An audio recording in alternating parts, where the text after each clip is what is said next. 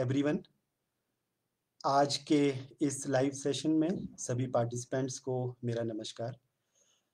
इसी के साथ-साथ जिन धामी जी जिन ब भगवान हेलो एवरीवन, गुड इवनिंग।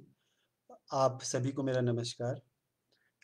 और आज के जो इस प्रोग्राम के फैसिलिटेटर हैं धामी जी, उनको भी मेरा बहुत-बहुत धन्यवाद है कि उन्होंने ये प्रोग्राम आज का ये सेशन ऑर्गेनाइज़ करवाया है।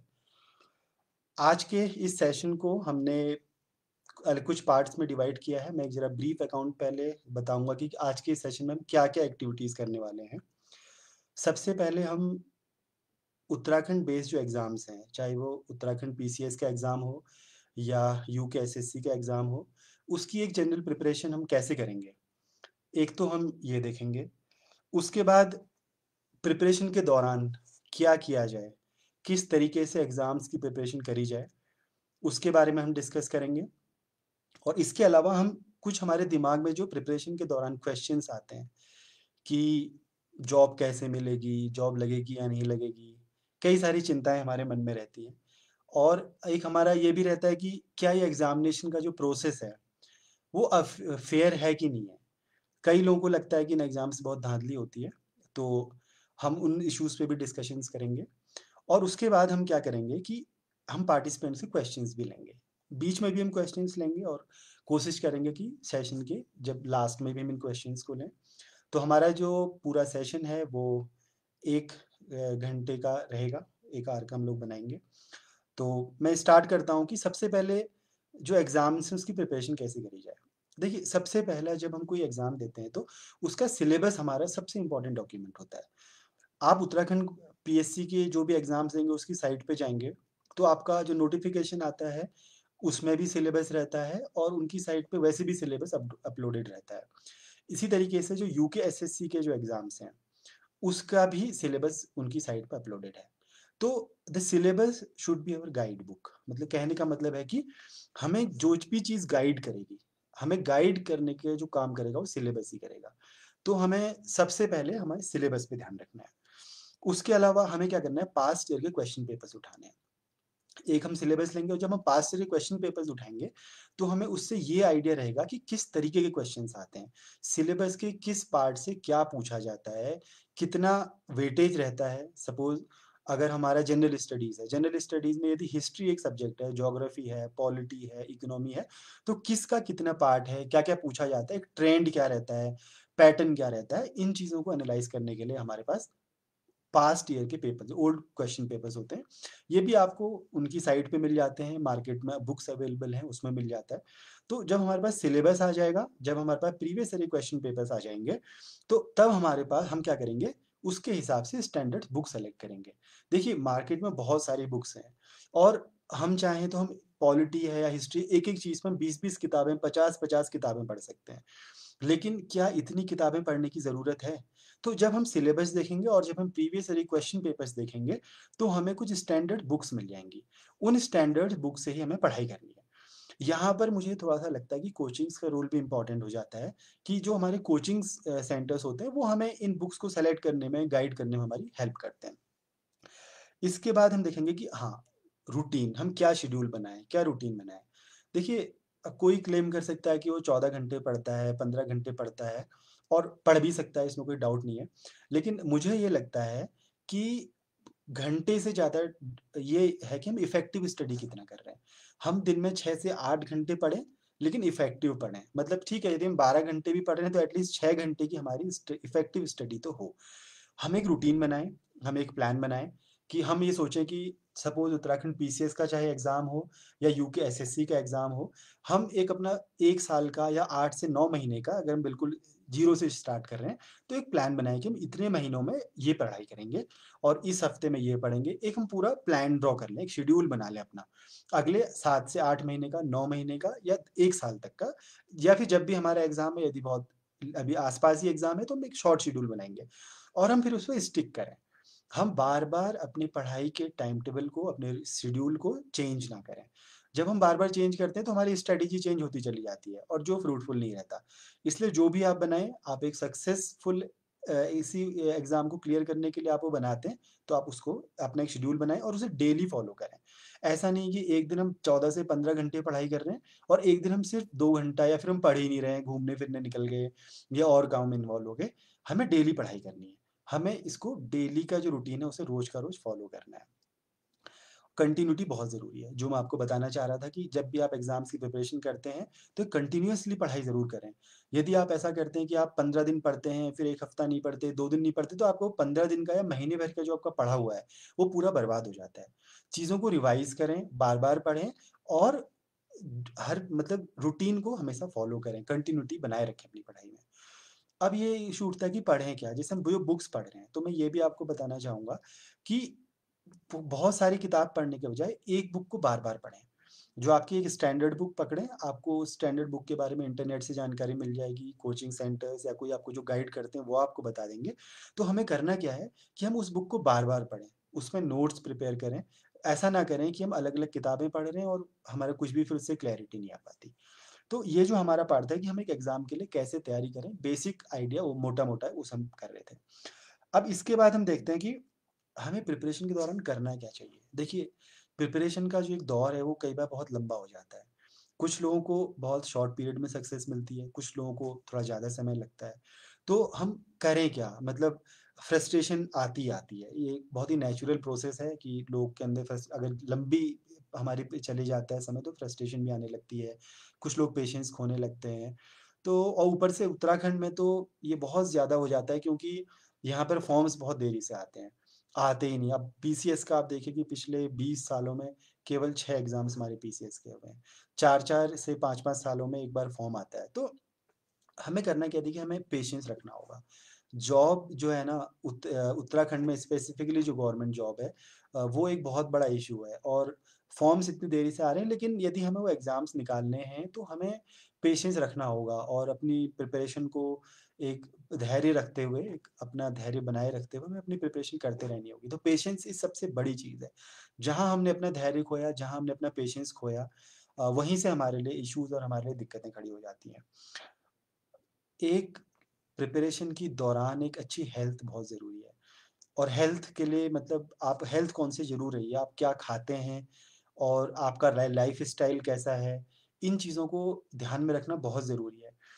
तो आप लोग कोशिश ये कीजिए कि रेगुलर एक्सरसाइज़ हम डेली करें, सुबह योगा करें, वॉक करें और एक मतलब संतुलित जो हमारा वो डाइट रहती है, वो ज़रूर लें क्योंकि एक अच्छी प्रिपरेशन के लिए गुड हेल्थ मतलब एक अच्छी हेल्थ का होना भी बहुत ज़रूरी है। और ख़ास तौर से आपने योगा और वॉक ज़रूर करें और कोशिश करें कि वॉक का जो आपका समय होता है, उसे भी यूटिलाइज़ किया जाए। आप क्या कर सकते हैं, आप जब अकेले वॉक कर रहे हैं, तो आप एक थिंकिंग प्रोसेस डेवलप कर सकते हैं कि आपने क्या पढ़ा आज दिन भर में या अगर सुबह जा रहे हैं, तो आपने प्रीवियस डे क्या पढ़ा, उसके बारे में आप कर सकते हैं। या फिर आप ये देख सकते हैं कि आपकी प्रिपरेशन को आप एनालाइज़ कर सकते हैं कि मैं सही कर रहा हूँ कि नहीं कर पा रहा हूँ, मेरा रूटीन सही से फ़ॉलो हो रहा है या नहीं हो रहा है। मतलब कई सारे इश्यूज़ हैं या फिर जो आप अभी जनरल इश्यूज़ चल रहे हैं, करंट अफ़ेयर्स चल रहे हैं, आप उन पे थोड़ा-सा अपनी एक थिंकिंग डेवलप कर सकते हैं, उसके बारे में सोच सकते हैं। यदि आपके पास कुछ अच्छे फ्रेंड्स हैं, तो आप ग्रुप में या 2 लोग भी वॉक पे जा सकते हैं और आपस में डिस्कशन कीजिए और लेकिन एक पॉज़िटिव डिस्कशन कीजिए, बिना बात के बहस और इधर-उधर की बातें म करने से अच्छा है कि हम टॉपिक्स पे डिस्कशन करें और एक ओपिनियन बनाने की कोशिश करें और इश्यूज़ को डिस्कस करें। इसके अलावा आप तीसरी चीज़ क्या कर सकते हैं कि आप वॉक के दौरान ऑल इंडिया रेडियो की न्यूज़ सुन सकते हैं। आप ऑल इंडिया रेडियो का ऐप डाउनलोड कर लें और कान पे लगा के आप न्यूज़ सुन सकते हैं। तो आप उस टाइम को यूटिलाइज़ भी कर सकते हैं और आपको उसका हेल्थ बेनिफिट भी मिलता है। उसके बाद आप अपनी प्रिपरेशन का जो प्रोसेस है उसे एन्जॉय करना बहुत ज़रूरी है। मतलब यदि हमारा प्रिपरेशन में मन नहीं है और हम ज़बरदस्ती बैठे हुए हैं, ज़बरदस्ती पढ़ रहे हैं, तो ऐसी प्रिपरेशन से हमें कोई फ़ायदा नहीं होता और उसका आउटकम नहीं आता। तो आप उसे एक बोझ मत समझिए, जो हम इस ये जो पूरा प्रोसेस है और ये बात सच है कि जब आप गवर्नमेंट एग्ज़ाम्स की तैयारी करते हैं और यदि आप ख़ास तौर से उत्तराखंड पीसीएस की तैयारी कर रहे हैं, आप साथ में यूपीएससी की भी प्रिपरेशन कर रहे हैं या और एग्ज़ाम्स की भी तैयारी कर रहे हैं, तो ये एक बहुत ही लर्निंग एक्सपीरियंस रहता है, बहुत ही एनरिचिंग मतलब आप अपनी लाइफ़ में बहुत कुछ ऐड करते हैं। आपको दुनिया को देखने का एक पर्सपेक्टिव बदलता है, बहुत कुछ सीखने को मिलता है। तो मैं आपसे ये भी आपको बताना चाहूँगा कि इस प्रोसेस को एन्जॉय करना बहुत ज़रूरी है। हम इस प्रोसेस को पूरी तरीके से इसे एक एज़ अ हॉबी मतलब पढ़ाई को, लिखने को, पढ़ने को, नई-नई चीज़ें सीखने को एक एज़ अ हॉबी भी हम डेवलप कर सकते हैं।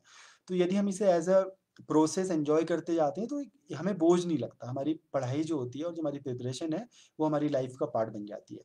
तो कोशिश कीजिए कि हालाँकि ये एक डिफ़िकल्ट एक्सरसाइज़ है कई लोगों के लिए, ख़ास तौर से जो एक लंबे समय तक तैयारी करते हैं, तो उनके लिए डिफ़िकल्ट हो जाता है। लेकिन कोशिश हमें करनी चाहिए कि हम इसे एन्जॉय करें और पूरे प्रोसेस को अच्छे से करें। और मुझे लगता है कि एक स्पिरिचुअल क्वोशंट डेवलप करना भी बहुत ज़रूरी है, कि हम थोड़ा बहुत ध्यान करें, मेडिटेशन करें और यदि हम जिसको भी हम मानते हैं, जिन भी भगवान को हम मानते हैं, तो हमें थोड़ा बहुत अपनी स्पिरिचुअल ओरिएंटेशन बनाए रखना चाहिए, वो हमें हेल्प करता है।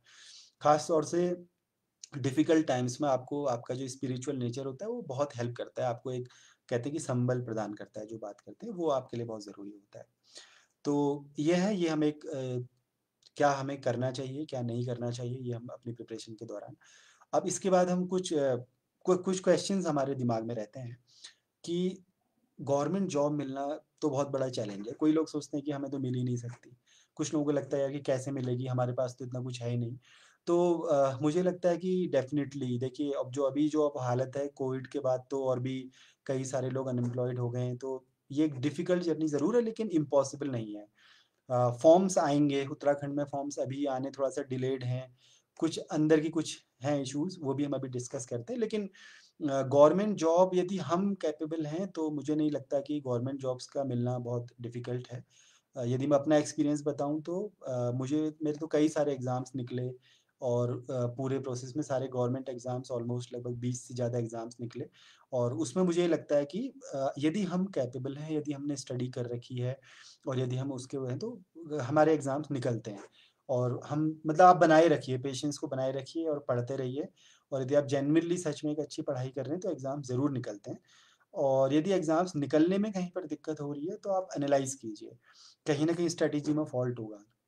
और ऐसा होता है कि कई बार कुछ चीज़ें हमारे अंदर बहुत अच्छी होती है, तो हम उसे तो बहुत ज़्यादा उस पे एम्फसाइज़ कर रहे होते हैं और कई बार क्या होता है कि कहीं वीकनेस होती है हमारी प्रिपरेशन में और हम उस पे ध्यान नहीं देते और बार-बार वही गलती करते चले जाते हैं। हम पीसीएस का बार-बार एग्ज़ाम दे रहे हैं या यूकेएसएससी का एग्ज़ाम दे रहे हैं, तो जो हमारे स्ट्रॉन्ग एरियाज़ हैं, उनको तो हम अच्छा करके आते हैं और हम खुश भी रहते हैं और जो हमारे वीक पोर्शन्स हैं, वो वीक ही रह जाते हैं। तो हमें अपने वीक एरियाज़ को आइडेंटिफ़ाई करना, जैसे यदि हम बात करें, अगर हम क्वेश्चन्स पेपर की बात करें, तो हो सकता है कि आपका हिस्ट्री एक अच्छा आप अच्छे से कवर करते हो, ज्योग्राफी अच्छे से करते हो लेकिन इकोनॉमी में वीक हो जाएँ। या हो सकता है कि आपका बेसिक साइंस छूट जा रहा हो, या हो सकता है कि आपका करंट अफेयर्स कुछ वीक हो, कुछ लोगों की रीज़निंग और मैथमेटिक्स में प्रॉब्लम होती है। तो हमें करना क्या है कि हमें अपने वीक पोर्शन एरियाज़ को आइडेंटिफ़ाई करना है। देखिए, मैं इस बात को बहुत ही एक कॉन्फिडेंस के साथ कह सकता हूँ और बहुत ही फ़र्म ओपिनियन है मेरा इस बारे में कि यदि हमारी प्रिपरेशन सटीक है और हम अच्छे से पढ़ाई कर रहे हैं, तो हमें एग्ज़ाम निकालने से कोई रोक नहीं सकता और गवर्नमेंट एग्ज़ाम्स निकलते हैं। देखिए, स्टेट गवर्नमेंट के एग्ज़ाम्स हैं, फिर सेंट्रल गवर्नमेंट में कई सारे एग्ज़ाम्स आते हैं। मतलब जो लोग एग्ज़ाम्स की प्रिपरेशन कर रहे हैं, वो तो फॉर्म्स को देखते ही रहते हैं। तो यदि हम क्लेरिकल लेवल से आईएएस तक के एग्ज़ाम्स देखें, तो साल में इतनी सारी जॉब्स आती हैं और हम उनको ईज़िली हम लोग आइडेंटिफ़ाई कर सकते हैं कि हमें क्या करना है। अब एक बड़ा क्वेश्चन है कि उत्तराखंड में तो फॉर्म्स नहीं आ रहे। ये सच में एक दिक्कत है। मतलब उत्तराखंड के केस में फॉर्म्स बहुत देरी से आते हैं, जैसे कि मैं आपको बता रहा था कि पीसीएस का फॉर्म पिछले 4 साल में नहीं आया है अभी तक और अब एग्ज़ाम होगा भी तो उसको कंडक्ट होने में एक लंबा पीरियड लग जाता है। हालाँकि हाल ही में आयोग ने बोला है कि हम चीज़ों को जल्दी प्रोसेस करेंगे और हम उम्मीद भी करते हैं कि जल्दी प्रोसेस होगा और हाल-फिलहाल में उत्तराखंड एसएससी के भी कई सारे फॉर्म्स आए हैं और जो आप लोगों ने भरे भी होंगे, जिसको आप पढ़ रहे होंगे। तो ये एक दिक्कत ज़रूर है और फॉर्म्स क्यों नहीं आ रहे, क्या आएँगे, नहीं आएँगे, इसके पीछे एक लंबी कहानी है, जो शायद यहाँ पर डिस्कस करना ठीक नहीं रहेगा। वैकेंसीज़ बहुत हैं, ऐसा नहीं है कि सरकार में वैकेंसी नहीं है, वैकेंसीज़ बहुत हैं। सरकार भी चाहती है कि रिक्रूटमेंट हो क्योंकि माननीय मुख्यमंत्री जी खुद ही कई बार बोल चुके हैं कि हम रिक्रूटमेंट करेंगे, करने जा रहे हैं। लेकिन प्रोसेसेस में कहाँ कमी आ रही है, आखिर ऐसा हो क्यों नहीं रहा है, उसके पीछे कई कारण हैं। और हम उम्मीद करते हैं एस्पिरेंट्स के पॉइंट ऑफ व्यू से तो हम यही उम्मीद करते हैं कि शायद हम लोग जल्दी फॉर्म्स आएँगे और ख़ास तौर से पीसीएस का फॉर्म भी आना चाहिए, जल्दी आएगा। फिर एक क्वेश्चन ये है कि रिक्रूटमेंट प्रोसेस जो है वो अनफ़ेयर है, ऐसा हम लोगों को कई बार हम लोग कहते हैं। देखिए मैं तो जिस भी रिक्रूटमेंट प्रोसेस से गुज़रा हूँ आज तक, मुझे तो फ़ेयर प्रोसेस नज़र आया है। हालाँकि एसएससी के केस में भी हमने देखा था कि फॉरेस्ट गार्ड वाले उसमें कुछ चीज़ें ऐसी हुई थी कि पेपर वेपर लीक हुए थे, ये वो बीच-बीच में ऐसा होता है। हालाँकि लेकिन जहाँ तक उत्तराखंड पीएससी की अगर मैं बात करूँ, पीसीएस एग्ज़ाम की बात करूँ, तो मुझे लगता है कि प्रोसेस काफ़ी हद तक फ़ेयर है। और अनफ़ेयर नहीं है। मैं तो 2 बार इस प्रोसेस से गुज़रा, 2017 में मेरा सिलेक्शन हुआ, फिर 2019 में भी हुआ, और हमने तो कहीं भी इस टाइप की कोई चीज़ को नहीं देखा कि कोई अनफ़ेयर प्रैक्टिस फ़ॉलो करी गई हो। लेकिन हाँ, मतलब एसएससी के केस में 1-2 बार ऐसा हुआ है कि पेपर्स लीक हुए हैं, और over the period of time मुझे लगता है कि काफ़ी सुधार इस प्रोसेस में आया है, और गवर्नमेंट ने काफ़ी कुछ अच्छा करने की कोशिश करी है, और आगे हम उम्मीद करते हैं कि ऐसा नहीं होगा। और आप मान के चलिए, यदि आप ये मानते हैं कि प्रोसेस फेयर नहीं है, तो हमारी ना उसमें प्रिपरेशन में कहीं न कहीं वीकनेस आ जाती है। तो आप ये मान के चलिए कि प्रोसेस फेयर है। देखिए, इतने सारे लोग जो सेलेक्ट हो रहे हैं, हर कोई अनफेयर मीन्स का यूज़ करके सेलेक्ट नहीं होता है। और मतलब इवन मैं तो कह रहा हूँ 99.5% लोग, अगर कहीं थोड़ा बहुत ऐसा होगा भी जो हमने नहीं देखा है, तो 99.5% लोग तो ऐसे सेलेक्ट हो ही रहे हैं जो एक फेयर मीन्स को यूज़ करके हो रहे हैं। तो मुझे लगता है कि ये ओपिनियन बना लेने से हमारी अपनी प्रिपरेशन में थोड़ी बहुत कहीं कमी आ जाती है। तो ये सारे तो इश्यूज़ मेरी ओर से थे। अब मैं ये देखता हूँ कि अगर यदि आपकी ओर से कोई क्वेश्चन्स हैं, तो हम देखते हैं कि क्या-क्या कोई क्वेश्चन्स पूछे गए हैं। अ, हाँ, ये शैलू जोशी ने एक क्वेश्चन पूछा है कि मेंस आंसर राइटिंग के बारे में क्या किया जाए? देखिए, बहुत अच्छा क्वेश्चन है। मेंस आंसर राइटिंग में ना प्रैक्टिस ही काम आती है। आप डेली आंसर राइटिंग कीजिए। अब यदि आप इसमें अब इन्होंने नहीं क्लियरली किया कि आप यूपीएससी की बात कर रहे हैं, उत्तराखंड पीसीएस की। मैं दोनों ही बारे में बता देता हूँ आपको। यदि हम यूपीएससी की बात करें, तो यूपीएससी में आप जानते हैं कि 20 क्वेश्चंस हर पेपर में आ रहे हैं। पेपर काफ़ी लेंथी हो गया है यूपीएससी का। पहले छोटा हुआ करता था, अभी पेपर बहुत लेंथी हो गया है। और यदि हम उत्तराखंड पीएससी की बात करें, तो यहाँ पर आप पैटर्न देखेंगे, आपको 20 वर्ड्स मतलब 2 मार्कर भी आते हैं, फिर 5 मार्कर भी आते हैं, 8 मार्कर और 16 मार्कर, ऐसे क्वेश्चंस आते हैं। तो आपको 20 शब्द भी लिखने हैं, आपको 150 वर्ड्स भी लिखने हैं, 50 वर्ड्स भी लिखने हैं, और 250 वर्ड भी लिखने हैं। और क्या होता है कि जो क्वेश्चन पेपर होता है, वही मतलब आंसर शीट में ही क्वेश्चंस होते हैं, तो लिमिटेड स्पेस होता है। ऐसा नहीं है कि आपको क्वेश्चन पेपर अलग मिला और आंसर शीट अलग मिली, आंसर शीट में ही क्वेश्चन होते हैं। और अगर 20 वर्ड का क्वेश्चन है, तो 20 वर्ड के लिए ही स्पेस मिलेगा। 50 वर्ड का क्वेश्चन है, तो 50 वर्ड के लिए स्पेस मिलेगा, और ऐसे अगर 250 वर्ड का क्वेश्चन है, तो 250 वर्ड का ही स्पेस मिलेगा। अब क्वेश्चन ये है कि हम कैसे करें? तो मैं आपको अपने एक्सपीरियंस से बताऊँ, तो मुझे लगता है कि प्रैक्टिस। आंसर राइटिंग के लिए प्रैक्टिस बहुत ज़रूरी है। अगर हम ये सोचते हैं कि हमें कोई एक क्वेश्चन का आंसर बता देगा और हम वो रटा-रटाए लिखाएँगे, तो ऐसा तो इम्पॉसिबल है। हमें टॉपिक्स पढ़ने हैं और हमें आंसर लिखने हैं। मैं एक एग्ज़ाम्पल देता हूँ आपको कि सपोज़ एक क्वेश्चन आया था 2012 वाला, जो पीसीएस क्वेश्चन था, एग्ज़ाम था कि जो चंद वंश था, उसका रिवेन्यू सिस्टम बताइए। ये मेरे ख़्याल से 8 मार्कर क्वेश्चन था, और हमें लगभग 100 डेढ़ 120 वर्ड में इसे ख़त्म करना था। तो अब इस टाइप के जो क्वेश्चन है ना, ये आपको या पढ़ा तो हुआ होना ही चाहिए आपने, लेकिन साथ ही में आपको उसको लिखना भी आना चाहिए। और लिखना आता है प्रैक्टिस से। यदि मैं अपने एक्सपीरियंस की बात करूँ, तो मेरी हैबिट पहले से थी, शुरू से, जब से मैंने प्रिपरेशन स्टार्ट करी, कि मैं उठते ही 1 पेज लिखता था या 2 पेज लिखता था। ये मेरे हमेशा मैंने एक अपने रूटीन में बनाए रखा कि मैं इवन मैं जब जॉब करूँ, ना करूँ या जो भी करूँ, मैं उठते ही आंसर राइटिंग करता था, किसी भी टॉपिक पे लिखता था, और वो आज आज भी मैं उस आदत को फ़ॉलो करता हूँ। मतलब इवन आफ्टर सिलेक्शन में सुबह उठते ही सबसे पहले काम कुछ चीज़ लिखने का। अब लिखने का क्या मतलब है? हाँ, कहते हैं ना कि हिंदी में एक वर्ड बोला जाता है कि मौलिक अभिव्यक्ति। मौलिक अभिव्यक्ति मतलब ओरिजिनैलिटी, मतलब जो मैं जानता हूँ, जो मुझे नॉलेज है, और उसको मैं उसी रूप में लिख पाऊँ। किसी कहीं से बुक से टीपा हुआ मैं ना लिखूँ। और जब हम लिखते हैं, तो हमारी राइटिंग ओरिजिनल है कि नहीं है, वो ऑथेंटिक है कि नहीं, ये हमारे आंसर शीट से दिख जाता है। तो और वो over the period of time आएगा, मतलब आप ये मत समझिए कि आज नहीं आप लिख पा रहे हैं, तो फिर आप कभी नहीं लिख सकते, ऐसा नहीं होता। आप रेगुलर राइटिंग कीजिए, रोज़ कीजिए, और ये आपके लिए बहुत ही बेनिफिशियल रहेगी। शुरू में आपको बहुत दिक्कत आएगी, आप अपनी लैंग्वेज में लिख नहीं पाएँगे, आप 10 बार किताब खोल सकते हैं, 150 वर्ड का आंसर को आप 500 वर्ड तक ले जाएँगे। तो इस चीज़ को हमें अवॉइड करना है। हमें धीरे-धीरे, धीरे-धीरे हम करते चलिए, प्रैक्टिस करते चलिए, अपने आंसर को खुद ही एनालाइज़ कीजिए। और एक चीज़ और ध्यान रखिए कि आपका जो आंसर है, वो क्वेश्चन की डिमांड को फुलफ़िल करता हो। देखिए, कोई भी क्वेश्चन होता है, तो उसकी कई सारे पार्ट्स होते हैं। या एक एक पार्ट भी हो सकता है, एक से अधिक भी पार्ट हो सकते हैं। जैसे एक एग्ज़ाम्पल है कि एक क्वेश्चन सपोज़ आता है कि अकबर की जो पॉलिसीज़ थी वो एक बहुत ही सेक्युलर किंग जो था उसकी पॉलिसीज़ थी। अब इसका अगर हम देखें तो केवल एक ही एस्पेक्ट है कि अकबर वाज़ की जो पॉलिसीज़ थी वो सेक्युलर रूल था उसका। अब हमें क्या करना है कि हमारा 150 वर्ड जो लिख रहे हैं या 150 वर्ड जो लिख रहे हैं या 250 वर्ड जो लिख रहे हैं, वो केवल इसी बात पे फ़ोकस हो कि अकबर की जो पॉलिसीज़ थी वो सेक्युलर पॉलिसीज़ थी। हम इधर-उधर डाइवर्ट ना करें। हम ये कोशिश ना हम उसके पीछे अपने सब्सटैंशिएट करें, मतलब एग्ज़ाम्पल देना बहुत ज़रूरी है। हम जो भी चीज़ लिख रहे हैं, उसको हम किसी उदाहरण के साथ उसे बोलेंगे। हम केवल ये नहीं कि हम एक स्टेटमेंट दे देंगे।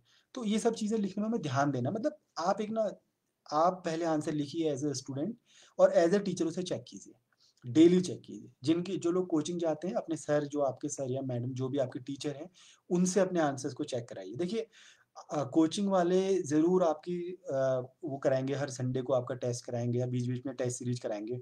केवल उस पे डिपेंडेंट मत रहिए। आप हर रोज़ आंसर लिखिए, हर रोज़ चेक कराइए और सबसे अच्छा मुझे लगता है कि एग्ज़ामिनर हम खुद होते हैं। हम अपने आंसर्स को चेक करें। तो शैलू जी, मुझे लगता है कि आपको आपको मिल गया होगा। आप ध्यान रखिए कि जैसे एक क्वेश्चन मैं आपको बताता हूँ कि सपोज़ बीपीओ पे हमें लिखना है। अब देखिए एग्ज़ाम में हो सकता है कि बीपीओ पे 20 वर्ड्स का क्वेश्चन आ जाए, 50 वर्ड्स का आ जाए और हो सकता है ऐसे भी आ जाए 1000 वर्ड का। तो क्या किया जाएगा? 1500 वर्ड आपको लिखने हैं बीपीओ पे। बीपीओ मतलब बिज़नेस प्रोसेस आउटसोर्स। तो अब हमें क्या करना है कि हमें ये चीज़ डेवलप करनी है, मतलब बार-बार राइटिंग करके हम अब एक एबिलिटी डेवलप करेंगे, जिसमें कि हम उसी टॉपिक को 1500 वर्ड तक भी लिख दें और उसी टॉपिक को 20 वर्ड तक भी लिख दें। और जो क्वेश्चन की डिमांड है, उसे हम पूरा कर रहे हैं। देखिए, क्वेश्चन की डिमांड होना बहुत ज़रूरी है। सपोज़ दो 250 वर्ड का क्वेश्चन है ना और आपने 200 वर्ड में उसकी डिमांड को पूरा कर दिया। एग्ज़ामिनर को सैटिस्फाई कर दिया, गुड इनफ। आप 250 वर्ड मत लिखिए, 175 वर्ड लिखिए, लेकिन जो क्वेश्चन की डिमांड है उसे फुलफ़िल कीजिए और वर्ड लिमिट को हमें क्रॉस नहीं करना। पहली बात तो हमारे पास ऐसी अपॉर्च्युनिटी होती नहीं। इतना कम स्पेस होता है कि आप वर्ड लिमिट क्रॉस नहीं कर सकते और दूसरी बात, कहीं पे यदि आप ऐसा होता भी है, तो वो हमारे लिए लॉस है क्योंकि इतने सारे क्वेश्चन्स हैं कि यदि आपने जहाँ वर्ड लिमिट क्रॉस करी, वहाँ पेपर छोड़ देंगे। तो ये भी हमें ध्यान रखना है कि विदिन वर्ड लिमिट हमें पढ़ाई करना है। तो ये था कि हम कैसे आंसर्स को देखें। उसके बाद यदि हम और कोई क्वेश्चंस देखें, ये अन्नू शर्मा जी ने क्वेश्चन पूछा है कि नेक्स्ट पीसीएस नोटिफिकेशन कब तक आएगा, बताएं। टू बी फ्रैंक, देखिए मैं ना इस बारे में कुछ भी स्पेकुलेट नहीं करना चाहता। अभी तक की जो इन्फॉर्मेशन है वो ये है कि गवर्नमेंट के पास सीट्स हैं, लेकिन गवर्नमेंट ने अभी तक पीएससी को कोई ऐसा लेटर नहीं भेजा कि आप एग्ज़ाम कंडक्ट कराइए।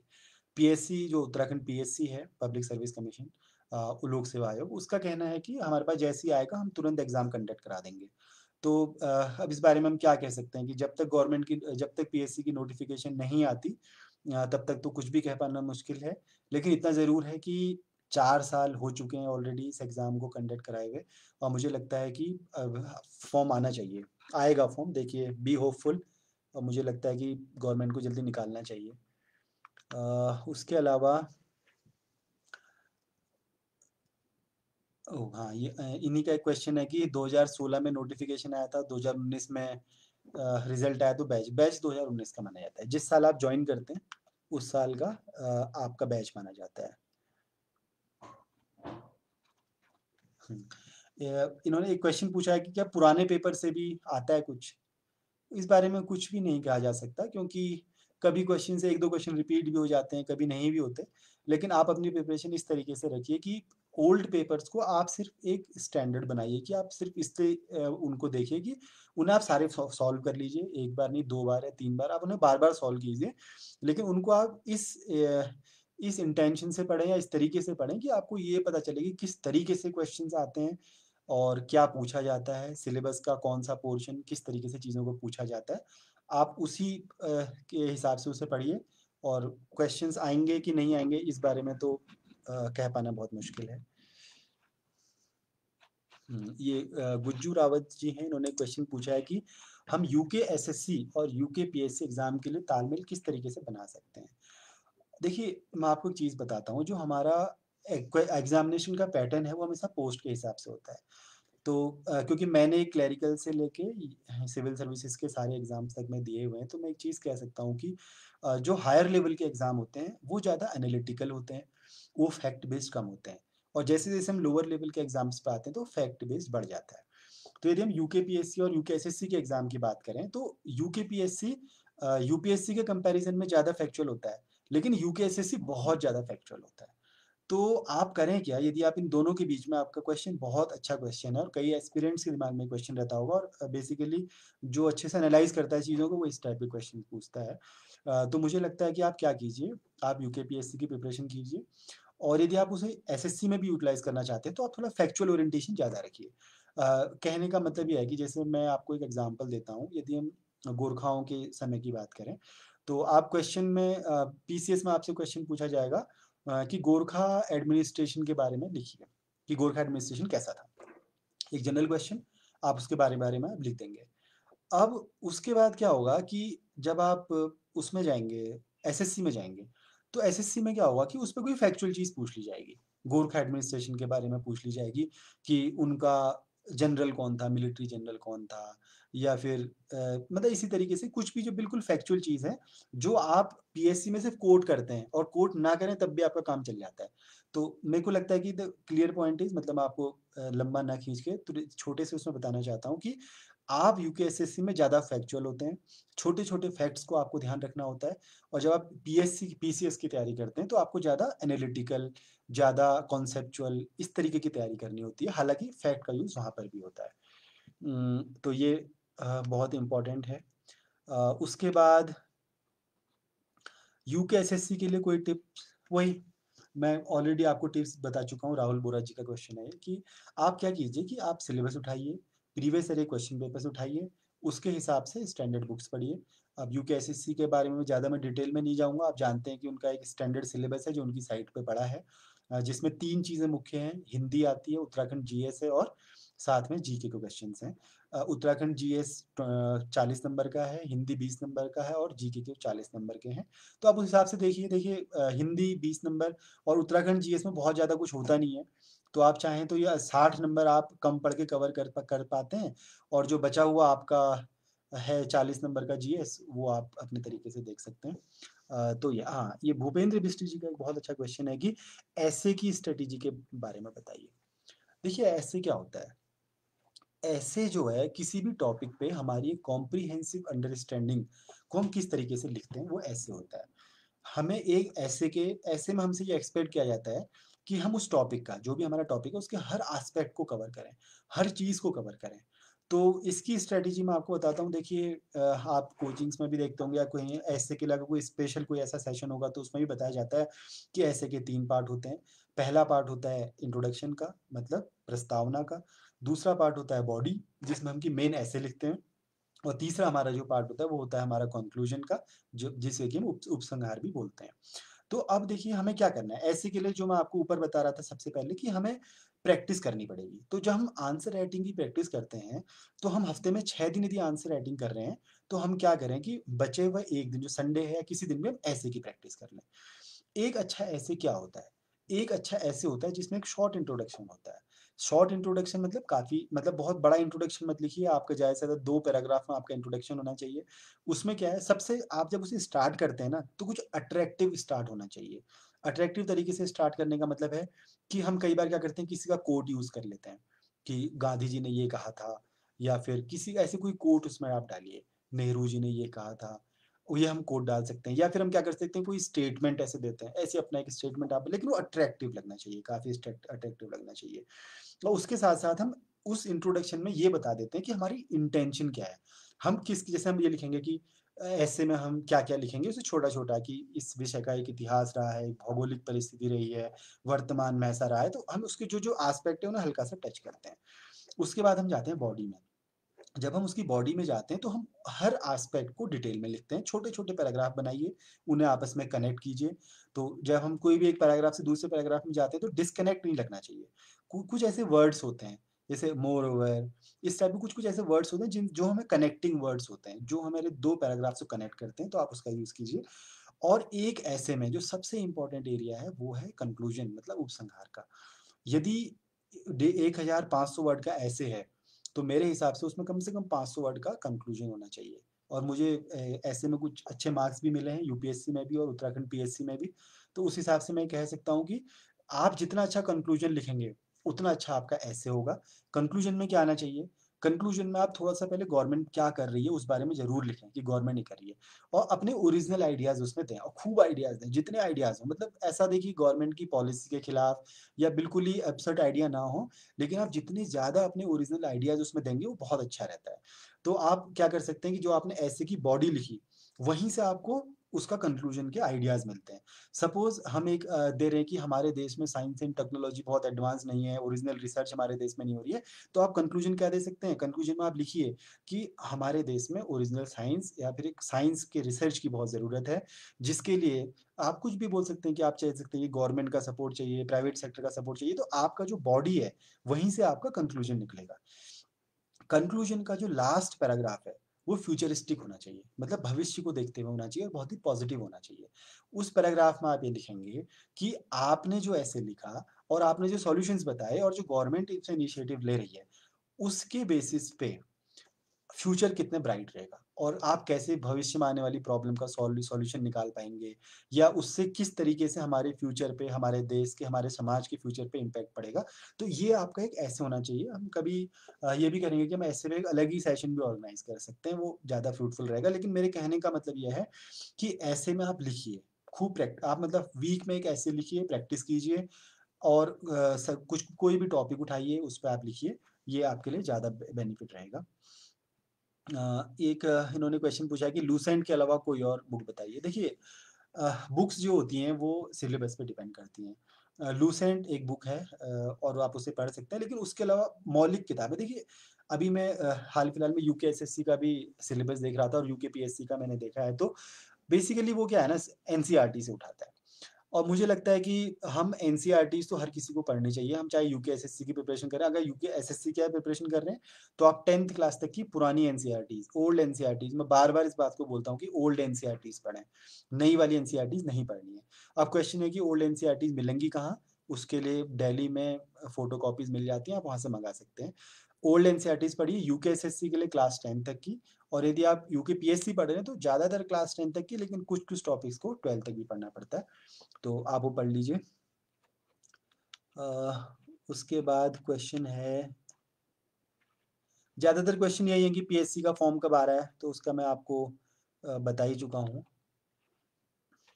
आपने एक नवीन भारद्वाज जी ने भी एसए के लिए पूछा था, तो मैंने एसए के लिए बता दिया है, कभी इस बारे में हम एक और भी पूरा सेशन ऑर्गेनाइज़ करा सकते हैं। अ, हाँ, ये सलिल पंत ने पूछा है कि उत्तराखंड पीसीएस की तैयारी करनी है, शुरुआत कैसे करें? जैसे मैंने आपको बताया था, सबसे पहले आप सिलेबस उठाइए, प्रीवियस ईयर क्वेश्चन पेपर्स उठाइए और स्टार्ट कीजिए आप एनसीईआरटी से। आप क्लास 6 से लेके क्लास 12 तक की एनसीईआरटी सारी नहीं उठानी होती, जैसे साइंस के सब्जेक्ट हैं, उनकी आप 11-12 की एनसीईआरटीज़ मेंस के लिए कुछ टॉपिक्स के लिए पढ़नी होती है, जैसे जनरेटर है, ट्रांसफार्मर है, मोटर है, कुछ बायो के टॉपिक्स होते हैं, वो हमें 10th तक नहीं मिलते। तो वो ऐसे कुछ कम्युनिकेशन के टॉपिक हैं, उनको आप केवल 11-12 की बुक्स में देखिए। बाकी आप हिस्ट्री, ज्योग्राफी तो आप बेसिकली कहने का मतलब ये है कि आप एनसीईआरटीज़, ओल्ड एनसीईआरटीज़ से स्टार्ट कीजिए, उन्हें पढ़िए। करंट अफेयर्स के लिए एक अच्छा न्यूज़पेपर पढ़िए। ऑल इंडिया रेडियो की न्यूज़ सुनिए। एआईआर एफएम आप उसका ऐप डाउनलोड कर लें अपने मोबाइल में, उस न्यूज़ को डेली सुनें। उसमें कई अच्छे डिस्कशंस आते हैं, कई प्रोग्राम्स आते हैं, फ़ोन इन प्रोग्राम्स आते हैं, आप उन्हें सुनिए। जैसे एक प्रोग्राम मार्केट मंत्र आता है। तो आप मतलब ऑल इंडिया रेडियो तो आप खूब सुनिए। करंट अफेयर्स के लिए आप पीआईबी पब्लिक इंफॉर्मेशन ब्यूरो जो कि सरकारी अखबार आप उसे कह सकते हैं गवर्नमेंट का एक जिसमें गवर्नमेंट के सर्कुलर्स निकलते हैं डेली आप उसे पढ़िए पीआरएस पढ़िए योजना कुरुक्षेत्र मैगजीन पढ़िए तो मतलब आप क्या कीजिए आपने स्टार्टिंग के लिए पूछा तो मैं आपको बताऊंगा आप एनसीईआरटी से स्टार्ट कीजिए और साथ में आप न्यूज़पेपर्स और अच्छी मैगजीन्स न्यूज़पेपर में आप कोई भी एक अच्छा न्यूज़पेपर ले लीजिए आप पब्लिक इंफॉर्मेशन ब्यूरो पीआईबी की साइट से डेली नोट्स बनाइए पीआरएस का आप मंथली उसका आता है मतलब जो पीआरएस की साइट पे आपको एक मंथ महीने के अंत में देते हैं वो आप वो पढ़िए एआईआरएफएम की न्यूज़ पढ़िए और मैगजीन्स में योजना और कुरुक्षेत्र मैगजीन पढ़िए तो आप इस तरीके से इसे स्टार्ट कर सकते हैं मैं लेकिन आपको सबसे पहले सिलेबस उठाना होगा और प्रीवियस ईयर क्वेश्चन पेपर उठाना होगा एक परफेक्ट आंसर कैसा होना चाहिए भुवन बेस्ड जी ने मैंने आपको बता दिया एक परफेक्ट आंसर वो होता है जो दी हुई वर्ल्ड लिमिट के अंदर क्वेश्चन की डिमांड को पूरा कर देता है वही एक अच्छा आंसर होता है हाँ ये है राहुल राउत ने पूछा कि यूकेपीएससी में आंसर राइटिंग पॉइंट में लिखना सही रहेगा पैराग्राफ में? देखिए, क्वेश्चन के टाइप पे डिपेंड करता है। 20 वर्ड, 50 वर्ड में पॉइंट वाइज़ आंसर की बहुत ज़्यादा गुंजाइश रहती नहीं है। तो कोशिश ये कीजिए कि आप दोनों तरीके से एबिलिटी डेवलप कीजिए। आपको जैसा क्वेश्चन लगता है, जैसे मैं तो क्या करता था कि मैं ऐसे टाइप भी लिखता हूँ और पॉइंट वाइज़ भी। मेरे को जो क्वेश्चन जैसा लगता है, मुझे लगता है कि इस पॉइंट और पॉइंट वाइज़ लिखने का फ़ायदा ये है कि आपको बिल्कुल आप स्किप नहीं करते, आपके ज़्यादा से ज़्यादा पॉइंट अकोमोडेट हो जा उसमें आ जाते हैं। तो लेकिन यदि क्वेश्चन पूछ रहा है कि एनालाइज़, एग्ज़ामिन, तो इस टाइप के जो क्वेश्चन्स होते हैं, उसमें आप बहुत ज़्यादा पॉइंट वाइज़ लिख नहीं सकते। तो लॉन्ग आंसर टाइप क्वेश्चन तो आपको ऐसे टाइप ही लिखने पड़ते हैं। तो आप दोनों की हैबिट डेवलप कीजिए और जो छोटे आंसर हैं वो डेफ़िनिटली आपको पॉइंट वाइज़ नहीं लिख पाएँगे आप, लेकिन जो लंबे आंसर हैं उसमें आप पॉइंट वाइज़ यूज़ कर सकते हैं। उम, उत्तराखंड पीएससी जॉइन करने का चाहता हूँ। ठीक है, ये जॉनी ब्लेज़ हैं, उन्होंने पूछा है कि आप अभी एयर फ़ोर्स में हैं। ठीक है, आप एयर फ़ोर्स के साथ पढ़ाई कर सकते हैं और आपके लिए तो मुझे लगता है कि एक्स सर्विसमैन का यहाँ रिज़र्वेशन भी मिलता है और हमारे काफ़ी दोस्त हैं जो इसमें सेलेक्ट भी होते हैं। आप कर सकते हैं, आप धीरे-धीरे अपनी पढ़ाई स्टार्ट कीजिए। चंदन थुआल जी ने पूछा कि उत्तराखंड के लिए कोई बेस्ट बुक बताइए जो सिलेबस कवर कर सके। देखिए, हिंदी मीडियम में तो मुझे बहुत ज़्यादा मैं बुक्स को मैंने देखा नहीं है। इंग्लिश मीडियम में ज़रूर इस तरह की एक प्रॉब्लम है। इंग्लिश मीडियम में विंसर की बुक आती है, अच्छी बुक है जो मैंने फ़ॉलो की थी। और उसके बाद मैंने खुद भी एक अपनी बुक लिखी है, ए कॉम्प्रिहेंसिव स्टडी ऑफ उत्तराखंड, जिसका इस मंथ एक सेकंड एडिशन आएगा।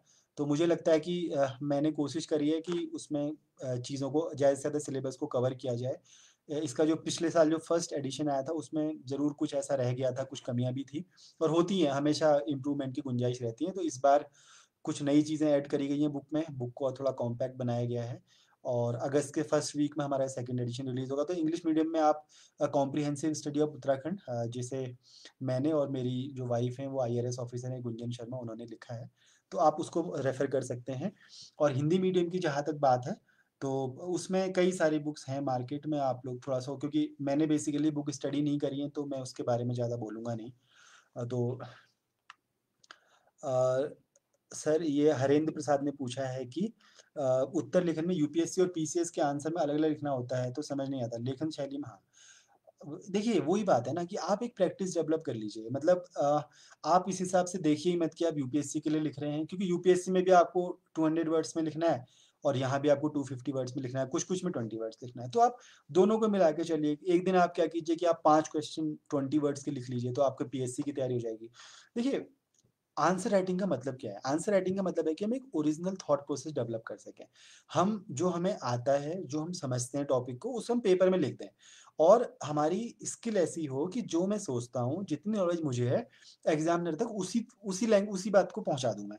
अब मान लिया कि मुझे कोई आंसर बहुत अच्छा आता है, मुझे नॉलेज बहुत है, लेकिन जब एग्ज़ामिनर उसे पढ़ रहा है, तो वो तो मेरी आंसर शीट से ही पढ़ रहा है। तो होगा क्या कि यदि मेरे पास लिखने की मेरी एबिलिटी नहीं है, मैं लिख नहीं पाता हूँ या मेरे अंदर वो मतलब मैं नहीं प्रैक्टिस करी है मैंने, तो मैं अपनी नॉलेज को वहाँ तक पहुँचा नहीं पाऊँगा। अब एग्ज़ामिनर को फिर क्या पता कि कितनी नॉलेज है हमें।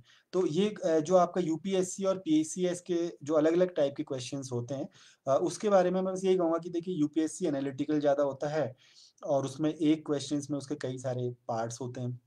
मतलब एक क्वेश्चन में वो 2 या 2 से अधिक चीज़ें पूछता है। लेकिन पीसीएस के जो क्वेश्चन्स होते हैं वो ज़्यादा फैक्चुअल होते हैं। थोड़ा उसमें मतलब स्ट्रेट होता है कि बहुत ज़्यादा कॉम्प्लिकेटेड क्वेश्चन्स नहीं आते हैं। तो यही उन दोनों में है। यदि आप यूपीएससी की तैयारी कर रहे हैं तो मेरे को लगता है कि आप पीसीएस के आंसर अच्छे लिख ही लेंगे। अब अगर आप यूपीएससी के लिए लिखते हैं तो। और साथ ही साथ में यदि हम बात करें कि जो 20 वर्ड्स हैं ये सब हैं, ये तो हमारी अपनी एक मतलब अगर आप प्रैक्टिस करते रहेंगे तो आप डेवलप हो जाएगा। तो आप यही कीजिए कि प्रैक्टिस बनाए रखिए, डेली आंसर लिखिए, over the period of time आप ये डेवलप कर लेंगे। उम,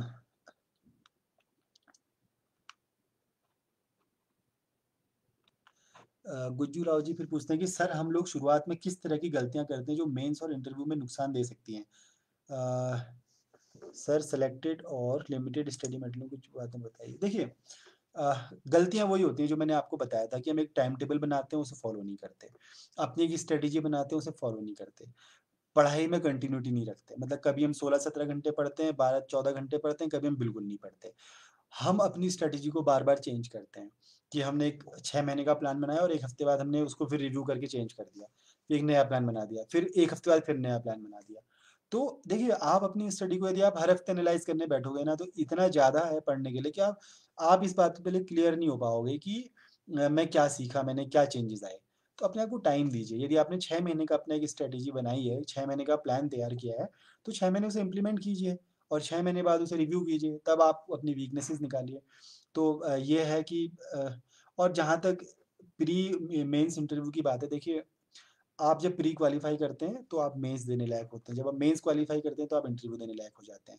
तो वो तो मतलब जैसे-जैसे हम आगे की स्टेजेस में पहुँचते हैं और वैसे-वैसे हम खुद ही एबिलिटीज़ हमारी डेवलप होती चली जाती हैं। अ, और हमारे सर यूकेपीएससी के लिए इंग्लिश लैंग्वेज की भी तैयारी चाहिए, अमित खुल्लर ने पूछा है। हाँ, कुछ क्वेश्चंस आते हैं, बहुत ज़्यादा नहीं आते। मेंस का जो फर्स्ट पेपर होता है, उसमें इंग्लिश के कुछ क्वेश्चंस रहते हैं, जिसमें एक लेटर राइटिंग होता है, ट्रांसलेशन होता है और एक कॉम्प्रिहेंशन होता है। तो ये रहता है कि अगर हमने बेसिक 10th तक की हमने इंग्लिश पढ़ी है, तो वही इसमें कोई आते हैं, तो थोड़ी बहुत है, ज़्यादा नहीं है इंग्लिश इसमें। यूकेएसएससी के लिए बेस्ट बुक बताइए। देखिए, मैं आपको फिर बता रहा हूँ कि NCERTs are the best books. मैं तो हमेशा यही मानता हूँ कि यदि आप एनसीईआरटी पढ़ते हैं, तो वो तो पढ़नी ही है, वो बहुत ज़रूरी है। प्रशांत मैठाणी जी ने पूछा कि सर हिंदी विषय के बारे में बताना और नया पैटर्न बन सकता है क्या? देखिए, हिंदी विषय जो है ना, सिलेबस में तो लिखा रहता है कि 10th क्लास तक का आएगा। बहुत ही और हालाँकि दे उसमें हर चीज़ लगभग ऐड कर दी है उन्होंने। लेकिन अगर पीसीएस की बात करें तो 10th के लेवल की आती नहीं हिंदी। और अभी मैं कुछ यूकेएसएससी के क्वेश्चन पेपर्स भी देख रहा था, तो उसमें भी जो कहते हैं कि 10th की आती है, वो नहीं आती। हिंदी बहुत टफ पेपर आता है। ख़ास तौर से जो लोग इंग्लिश मीडियम से पढ़े हुए हैं, उनके लिए मैं आपको बताना चाहता हूँ कि आप हिंदी को तो आप बहुत सीरियसली लें। क्योंकि यदि हिंदी में हम पास नहीं होते, तो हमारे और क्वेश्चन पेपर भी चेक नहीं होते। तो इस बात पे ध्यान रखिए कि हिंदी का जो पहला पेपर है, हिंदी स्कोरिंग बहुत है, हिंदी इज़ लाइक मैथ्स। यदि आपने हिंदी को अच्छे से किया है, तो आप समझ लीजिए जैसे मैथमेटिक्स में मार्क्स मिलते हैं, वैसे ही उसमें मार्क्स मिलते हैं। तो हमें करना क्या है कि हमें हिंदी को बहुत सीरियसली पढ़ना है, ख़ास तौर से वो लोग बच्चे, वो एस्पिरेंट्स जिन्होंने इंग्लिश मीडियम में पढ़ाई करी है, आप हिंदी के पेपर को बहुत सीरियसली लीजिए और हिंदी सिलेक्शन में भी बहुत डिफरेंस क्रिएट कर देता है। होता क्या है कि हिंदी से अलग-अलग टाइप के कई सारे क्वेश्चंस पूछे जाते हैं और हिंदी में पास होना तो ज़रूरी है ही, हिंदी का स्कोर भी हमारे सिलेक्शन में बहुत ज़्यादा मैटर करता है। और हिंदी के लिए बुक्स की मैं आपको बात बताऊँ तो हरदेव बहारी जी की सामान्य हिंदी की एक बुक आती है। तो आप जो है उसको आप पढ़ सकते हैं, वो अच्छी है, लेकिन उसमें क्या है कि वो थोड़ी पुरानी बुक है और उसमें पैटर्न भी थोड़ा उस टाइप का दे रखा है।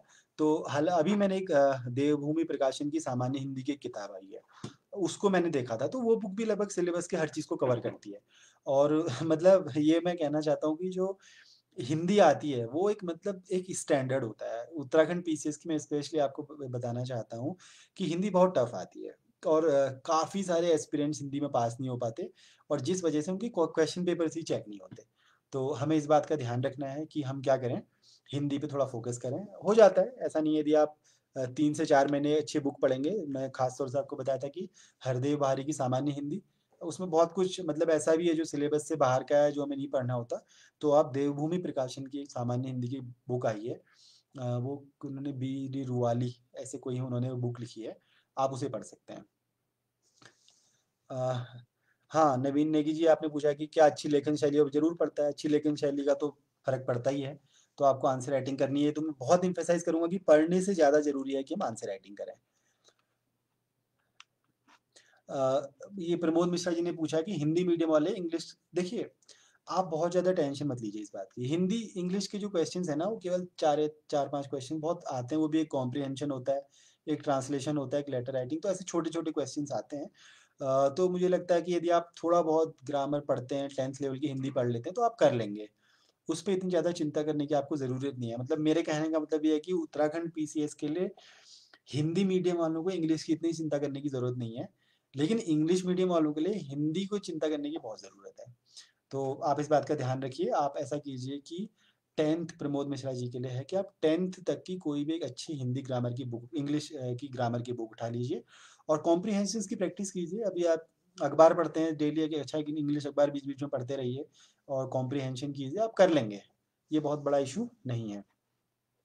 सर ऐसे राइटिंग कैसे स्टार्ट करें? मैंने आपको बताया था कि ऐसे राइटिंग स्टार्ट करने के लिए कोई भी कोट आप यूज़ कर सकते हैं। मतलब कुछ ऐसा करें कि जो एग्ज़ामिनर को तुरंत अट्रैक्ट करे, उसको इंटरेस्ट दिलाए। एक अच्छा इंट्रोडक्शन वो होता है, जो एग्ज़ामिनर को इस बारे में इंटरेस्ट दिला दे कि आपने क्या लिखा है। और आप ऐसा लिखें कि वो जुड़ता चला जाए। मतलब आपका ये पैराग्राफ, अगले पैराग्राफ, फिर अगला पैराग्राफ, ऐसा लगे कि मतलब एक्सप्लोर करते चले जाएँ वो। तो एक अच्छा ऐसे वही है जो एक अच्छा इंट्रोडक्शन है। अ, सर न्यूज़पेपर के सिलेक्टेड एडिटोरियल पढ़ना फ़ायदेमंद रहेगा? देखिए मुद्दा ये है ना, एडिटोरियल हम इसलिए पढ़ते हैं कि हमारा किसी भी इशू में अपना एक ओपिनियन डेवलप हो सके, एक कॉम्प्रिहेंसिव नॉलेज हो सके। तो एडिटोरियल तो आप जितना ज़्यादा पढ़ेंगे उतना अच्छा रहेगा। द फैक्ट इज़ कि हमें at the end of the day अपनी थिंकिंग डेवलप करनी है, अपना ओपिनियन डेवलप करना है। इसीलिए हम एडिटोरियल्स पढ़ते हैं। जैसे सपोज़ अभी कोविड-19 से हम जैसे डील कर रहे हैं, लॉकडाउन है, या फिर अभी इंडिया नेपाल का इशू है, इंडिया चाइना का इशू है, इसमें कई सारे एडिटोरियल्स आ रहे हैं। उनको पढ़ने का औचित्य क्या है? उनको पढ़ने का औचित्य यही है कि हम उसमें अपनी एक थिंकिंग डेवलप कर सकें। मतलब मेरा एक अपना ओपिनियन हो सके कि प्रॉब्लम ये है और ये सॉल्यूशन है। तो ये इसलिए हम पढ़ते हैं। तो आप जितना ज़्यादा एडिटोरियल्स पढ़ेंगे उतना फ़ायदेमंद रहेगा। लेकिन ये भी है कि हमारी अपनी प्रिपरेशन बैलेंस भी होनी चाहिए, क्योंकि न्यूज़पेपर हमारा कई बार बहुत टाइम खा जाता है और हम बहुत ज़्यादा एडिटोरियल्स पढ़ते चले जाएँगे तो फिर हो सकता है हम जो हमारा ट्रेडिशनल पोर्शन है, जैसे कि एनसीईआरटी है और मैगज़ीन्स हैं या फिर कुछ बुक्स हैं, वो नहीं कर पाएँगे। तो आप थोड़ा-सा ध्यान रखिएगा कि बैलेंस्ड ही रखें। हर दिन यदि आप 1 से 1-2 एडिटोरियल्स पढ़ते हैं तो ये काफ़ी रहता है। Uh UK ACF mains exam strategy, तो मैंने तो इस बारे में पढ़ाई मतलब ज़्यादा देखा नहीं है। स्ट्रेटेजी वही रहेगी कि आपके जो 2 सब्जेक्ट हैं, क्योंकि एसीएफ में क्या है कि 2 मेंस में सब्जेक्ट रहते हैं और वो सबसे ज़्यादा वेटेज भी रखते हैं। तो आप उन दोनों सब्जेक्ट को बहुत स्ट्रॉन्ग कर लीजिए, उनको अच्छे से पढ़ लीजिए। जीएस आपका ऑलरेडी आप तैयार कर ही रहे होंगे, उस हिसाब से कर लीजिए। तो यही है कि मतलब यूके एसीएफ का जो एग्ज़ाम है उसके बारे में जितना मैं जानता हूँ, तो मैं यही कह सकता हूँ कि आप अपने जो 2 सब्जेक्ट हैं, उन पे ज़्यादा से ज़्यादा फ़ोकस करें, उनमें ज़्यादा से ज़्यादा स्कोर करें। यदि आप रिज़ल्ट की बात करेंगे तो मतलब हम ये प्रेडिक्ट कर सकते हैं कि जो डिफ़रेंस क्रिएट होगा, वो सब्जेक्ट के मार्क्स की वज़ह से डिफ़रेंस क्रिएट होगा। जनरल स्टडीज़ तो बहुत ज़्यादा डिफ़रेंस उसमें क्रिएट नहीं करेगी, क्योंकि लोगों के मार्क्स में 10 से 20 नंबर का अंतर रहेगा। सब्जेक्ट में जहाँ तक की बात है, तो उसमें रहता है करीब 60 से 70 नंबर का अगर डिफ़रेंस हो गया, तो रिज़ल्ट में डिफ़रेंस क्रिएट कर देगा। तो आप कोशिश कीजिएगा कि आप सब्जेक्ट पे ज़्यादा फ़ोकस करें। अनूप नेगी जी ने बहुत अच्छा क्वेश्चन पूछा है कि जॉब के साथ तैयारी कैसे करी जाए? अ, देखिए, और दूसरा आपका है कि यूके एसएससी और यूके पीएससी में डिफरेंस क्या है? वो मैं आपको पहले बता चुका हूँ कि एसएससी में फैक्चुअल ज़्यादा है और पीएससी में एनालिटिकल ज़्यादा है। फैक्चुअल वहाँ भी होता है लेकिन एनालिटिकल ज़्यादा होता है। जॉब के साथ तैयारी का मैं आपको बताता हूँ कि देखिए, मैं तो 2012 से जॉब कर रहा था और मैंने जॉब के साथ ही तैयारी भी करी है। तो देखिए, क्या हम जॉब के साथ पढ़ाई के लिए टाइम निकाल सकते हैं? डेफ़िनिटली निकाल सकते हैं। मैं आपको कह सकता हूँ कि आप चाहें तो 6 से 7 घंटे आप ईज़िली निकाल सकते हैं। कैसे निकालेंगे? ज मुझे लगता है कि आप मॉर्निंग का टाइम देखिए। मतलब मैं पर्टिकुलरली ध्यान रखता था कि मैं मॉर्निंग में पढ़ाई करता था। ऐसा क्यों? ऐसा इसलिए कि अगर हमारी जॉब ऐसी भी है कि हम 5 बजे घर पहुँच जाते हैं ना, तो दिन भर के इश्यूज़ इतने हो जाते हैं, एक तो थकान भी हो जाती है। अगर हम थके नहीं भी हैं, तो कई सारे इश्यूज़ हमारे मतलब ऑफ़िस की बातें दिमाग में चलती हैं या हम थोड़ा बहुत स्ट्रेस डेवलप हो जाता है, तो शाम के टाइम पे बहुत अच्छी पढ़ाई नहीं हो पाती। इसलिए मैं ये करता था कि मैं सुबह पढ़ता था। सुबह आप क्या कर सकते हैं, देखिए, जब आप जॉब के साथ तैयारी करते हैं तो आपको स्ट्रेस तो लेना पड़ता है। मतलब इन द सेंस कि आपको आउट ऑफ वे जाके पढ़ाई करनी पड़ेगी। तो आप क्या कीजिए, आप सुबह 3 से 4 बजे के बीच में उठ जाइए। मतलब मैं कोशिश करता था कि मैं 3 से साढ़े 3 बजे के आस-पास उठ जाता था और उसके बाद में 8 बजे तक पढ़ाई करता था। 8 से साढ़े 8 बजे तक। तो यदि मैं देखूँ कि यदि मैं 4 बजे से साढ़े 8 बजे तक पढ़ाई कर रहा हूँ डेडिकेटेडली, तो साढ़े 4 घंटे मैंने सुबह उठ के पढ़ लिया। उसके बाद मैं ऑफ़िस से आके यदि 2 से ढाई घंटा और पढ़ लूँ शाम को, तो मेरी कितने 7 घंटे की पढ़ाई हो जाती है। तो मतलब इवन जॉब के साथ भी आप ईज़िली तैयारी कर सकते हैं और मैंने तो जॉब के साथ तैयारी करी भी है। काफ़ी डिफ़िकल्ट जॉब्स भी रही हैं, ऐसी जॉब्स थी मैं कई बार रात को 1-1 2-2 बजे तक भी ऑफ़िस से आता था। लेकिन हो जाती है, प्रिपरेशन हो जाती है। मतलब मेरा एडवाइस ये रहेगा कि आप सुबह का जो टाइम है उसे यूटिलाइज़ कीजिए, क्योंकि सुबह अगर आपके ऑफ़िस में भी काम ज़्यादा है ना, तो सुबह के टाइम पे कोई परेशान नहीं करता। सुबह के टाइम पे आपको कोई, क्योंकि ज़्यादातर लोग अपने घर में ही बिज़ी रहते हैं, तैयार-वैयार होते हैं। तो यदि आप सुबह उठ जाते हैं, साढ़े 3 बजे के आस-पास उठ जाइए और साढ़े 8 बजे तक अपनी पढ़ाई कीजिए, तो आप 4 साढ़े 4 घंटे आप पढ़ लेंगे और उसके बाद आप ऑफ़िस जाइए, आपको टेंशन भी नहीं रहेगी, दिन भर फ्री हो जाते हैं। ऑफ़िस में लंच-वंच टाइम में टाइम मिलता है, तो थोड़ा न्यूज़पेपर पढ़ लीजिए उस टाइम पे। न्यू आप अपने मोबाइल में भी पढ़ सकते हैं न्यूज़पेपर और शाम को आके आप 2 से ढाई घंटा 2 घंटा भी फिर पढ़ लेंगे, तो करीब 6 घंटे, 7 घंटे तक आप पढ़ाई हो सकती है। तो ये तरीका है हमारा जॉब के साथ पढ़ाई करने का। इनफैक्ट जॉब के साथ तैयारी करना बहुत आसान हो जाता है, क्योंकि हमें जॉब की टेंशन नहीं होती और साथ में हम तैयारी भी कर पाते हैं। एक आपने बुक लिस्ट के बारे में बताया, देखिए बुक की लिस्ट का इशू थोड़ा थोड़ा लंबा है। हम कोशिश करेंगे कि किसी तरीके से इसी प्लेटफॉर्म पे एक लिस्ट प्रोवाइड करा दें बुक्स की, वो ज़्यादा आसान रहेगा। महेश धामी जी ने पूछा कि नोट्स किस तरीके से बनाएं और टाइम शेड्यूल को किस तरीके से रखें। सारे सब्जेक्ट पढ़ें या 2 से 3 सब्जेक्ट टारगेट करें। देखिए सबसे पहले आपका कि नोट्स कैसे बनाएं। नोट्स क्या होते हैं? नोट्स बेसिकली 2 चीज़ होती है नोट्स में। एक तो ये कि उस जो हमने चैप्टर पढ़ा या जो भी चीज़ हमने पढ़ी, उसमें हमें क्या ऐसा इंपॉर्टेंट और स्ट्राइकिंग लगा जो मेरे लिए एग्जाम में ज़रूरी है। नंबर 1 ये नोट्स होता है। नंबर 2 नोट्स ये होता है कि मैंने उस टॉपिक को कैसे समझा, ये नोट्स होता है। और तीसरा चीज़ जो नोट्स में है, वो ये है कि मेरी अंडरस्टैंडिंग डेवलप हो चुकी है, तब मैं बना रहा हूँ। तो आप क्या कीजिए, आप पहले बुक्स को पढ़िए। अब जब आपको टॉपिक अच्छे से समझ में आता है, जो इंपॉर्टेंट पोर्शंस हैं उनको आप हाईलाइट करते चलिए। आपने हाईलाइट कर लिए, फिर आपने टॉपिक को समझ भी लिया। इंपॉर्टेंट पोर्शन हाईलाइट हो गए, टॉपिक को आपने समझ लिया, बस आप उसी को लिख लीजिए, ये आपके नोट्स हो जाएंगे। आपका है कि टाइम शेड्यूल किस तरीके से बनाएं। टाइम शेड्यूल आपकी जो इंगेजमेंट्स है दिन पे, उस पर डिपेंड करता है। जो जॉब वाले हैं उनके लिए मैंने बताया कि आप सुबह 4 घंटे का, शाम को 2 ढाई घंटे का टाइम टेबल रख सकते हैं। जो लोग जॉब्स नहीं कर रहे हैं अभी, केवल डेडिकेटेडली प्रिपरेशन कर रहे हैं, तो आप अपना टाइम टेबल बनाइए, 8 से कम 10 घंटे का आप टाइम टेबल बनाइए। एक क्वेश्चन आपका है कि ये बहुत इंपॉर्टेंट क्वेश्चन है कि सारे सब्जेक्ट एक साथ पढ़ें या 2-3 सब्जेक्ट पढ़ें। देखिए ये अपनी अपनी स्ट्रेटेजी है। कुछ लोग सारे सब्जेक्ट एक साथ क्या होता है, जो केवल 6 घंटे पढ़ रहा है तो वो कैसे सारे सब्जेक्ट कवर करेगा, वो तो नहीं कर सकता। तो इसमें आप ये कीजिए कि सारे सब्जेक्ट तो मतलब मेरी पर्टिकुलरली रहता है कि 2 से 3 सब्जेक्ट, मतलब मैं एनसीईआरटीज़ को डेली पढ़िए। 1 घंटा आप एनसीईआरटीज़ के लिए रख लीजिए, उसमें कोई सब्जेक्ट की लिमिटेशन मत रखिए कि आपका ये रहेगा कि मैं एनसीईआरटीज़ पढ़ रहा हूँ। एनसीईआरटी में आप ज्योग्राफी पढ़िए, हिस्ट्री पढ़िए, पॉलिटी पढ़िए, इकोनॉमी पढ़िए, फिर history, geography, polity, economy, science पढ़िए। तो 1 घंटा डेली एनसीईआरटीज़ के लिए आपने रख लिया। आप 2 घंटा भी रख सकते हैं, डिपेंडिंग अपॉन कि आपके पास टाइम कितना है। जो स्टैंडर्ड बुक्स हैं, जैसे पॉलिटी के लिए सपोज मैंने डीडी बसु उठा लिया, लक्ष्मीकांत उठा ली। ऐसे इकोनॉमी के लिए सपोज मैं मिश्रापुरी पढ़ रहा हूँ। ऐसे ही मैं हिस्ट्री के लिए विपिन चंद्रा पढ़ रहा हूँ। तो मतलब जो जो स्टैंडर्ड बुक्स हैं, उसके लिए आप ऐसा कर सकते हैं कि आप हिस्ट्री और पॉलिटी एक साथ पढ़ लीजिए, ज्योग्राफी और इकोनॉमी एक बार पढ़ लीजिए। इस तरीके से आप कर सकते हैं। देखिए आप समझिए ना कि आपका जो टाइम टेबल है बेसिकली वो 2 चीज़ में डिवाइड होना चाहिए। एक वो काम जो आपको डेली करने ही करने हैं। क्या है उसमें? Answer writing number 1, current affairs मतलब newspaper, public information bureau, PIB और पीआरएस। पीआरएस तो खैर इस महीने में एक बार आता है। तो करंट अफेयर्स और मैगजीन, ये आपको डेली करना है। उसके अलावा एनसीईआरटीज़ डेली पढ़नी है। 3 चीज़ क्या-क्या? Answer writing, NCERTs, current affair, ये आपको डेली करना है, इसमें तो कोई कॉम्प्रोमाइज़ नहीं है। अब जो बचा आपका स्टैंडर्ड बुक्स हैं, उनको आप क्या कर सकते हो कि 2-2 3-3 करके पढ़ सकते हो सब्जेक्ट वाइज़। तो मुझे लगता है धामी जी आपका आंसर मिल गया होगा। हाँ, अम्मू कुमार कह रहे हैं कि करंट अफेयर देखो, करंट अफेयर्स कैसे मैनेज करें, क्योंकि टाइम पीरियड फिक्स नहीं है। सही बात है, करंट अफेयर्स का कोई टाइम पीरियड नहीं होता। वो 2 से 3 साल तक के क्वेश्चन पूछ लेता है और 2 से 3 साल का जो करंट अफेयर्स है वो जनरल स्टडीज़ बन जाता है। तो करंट अफेयर्स का सिंपल तरीका ये है कि आप उसके नोट्स बनाते चलिए। हर मतलब एक एग्ज़ाम के लिए 1 साल के नोट्स बनाइए और उन्हें पढ़ लीजिए। यदि आप डेली उनके नोट्स बना रहे हैं, एग्ज़ाम से पहले एक बार रिवाइज़ कर रहे हैं, तो दिक्कत नहीं आती। तो करंट अफेयर्स की सीधी-सी बात है, आपने एक न्यूज़पेपर पकड़ा और एक पब्लिक इन्फॉर्मेशन ब्यूरो पकड़ा और पीआरएस का जो मंथली कंपाइलेशन आता है। तो मंथली कंपाइलेशन के लिए आपको नोट्स बनाने की ज़रूरत है नहीं, वो तो आप वैसे के वैसे ही रख लीजिए।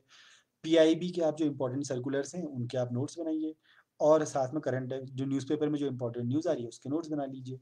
नोट्स डेली आप बनाते चलिए और जब एग्ज़ाम से पहले आप उसे पढ़ लीजिए। हाँ, ये भी एक ज़रूरी बात है कि एग्ज़ाम से पहले कब तक पढ़ें, मतलब कैसे पढ़ें उसको, क्योंकि हर रोज़ तो आपको अपडेट करना है। देखिए करंट अफेयर्स के नोट्स तो आप बनाते ही चलिए, मतलब मुझे लगता है कि एग्ज़ाम से 15 दिन पहले, 1 महीने पहले तक आप बनाते रहने चाहिए नोट्स, क्योंकि वो आगे के एग्ज़ाम्स के लिए भी काम आते हैं। और जहाँ तक प्रीवियस नोट्स की बात है, तो एग्ज़ाम से 3 महीने पहले आप रिवीजन स्टार्ट कर दीजिए करंट अफेयर्स के नोट्स का। तो आप, मेरे को लगता है, उससे 2 बार रिवाइज़ कर पाएँगे एग्ज़ाम तक, तो आपका रिवीजन भी हो जाएगा और नए नोट्स भी आपके बनते चले जाएँगे। पीसीएस मेंस की तैयारी कैसे करें? बहुत लंबा क्वेश्चन है, ये तो पूरा 1-2 घंटे का सेशन होगा इसमें। लेकिन मुद्दा यही है कि सिलेबस उठाइए, क्वेश्चन पेपर्स उठाइए, स्टैंडर्ड बुक पढ़िए, आंसर राइटिंग कीजिए।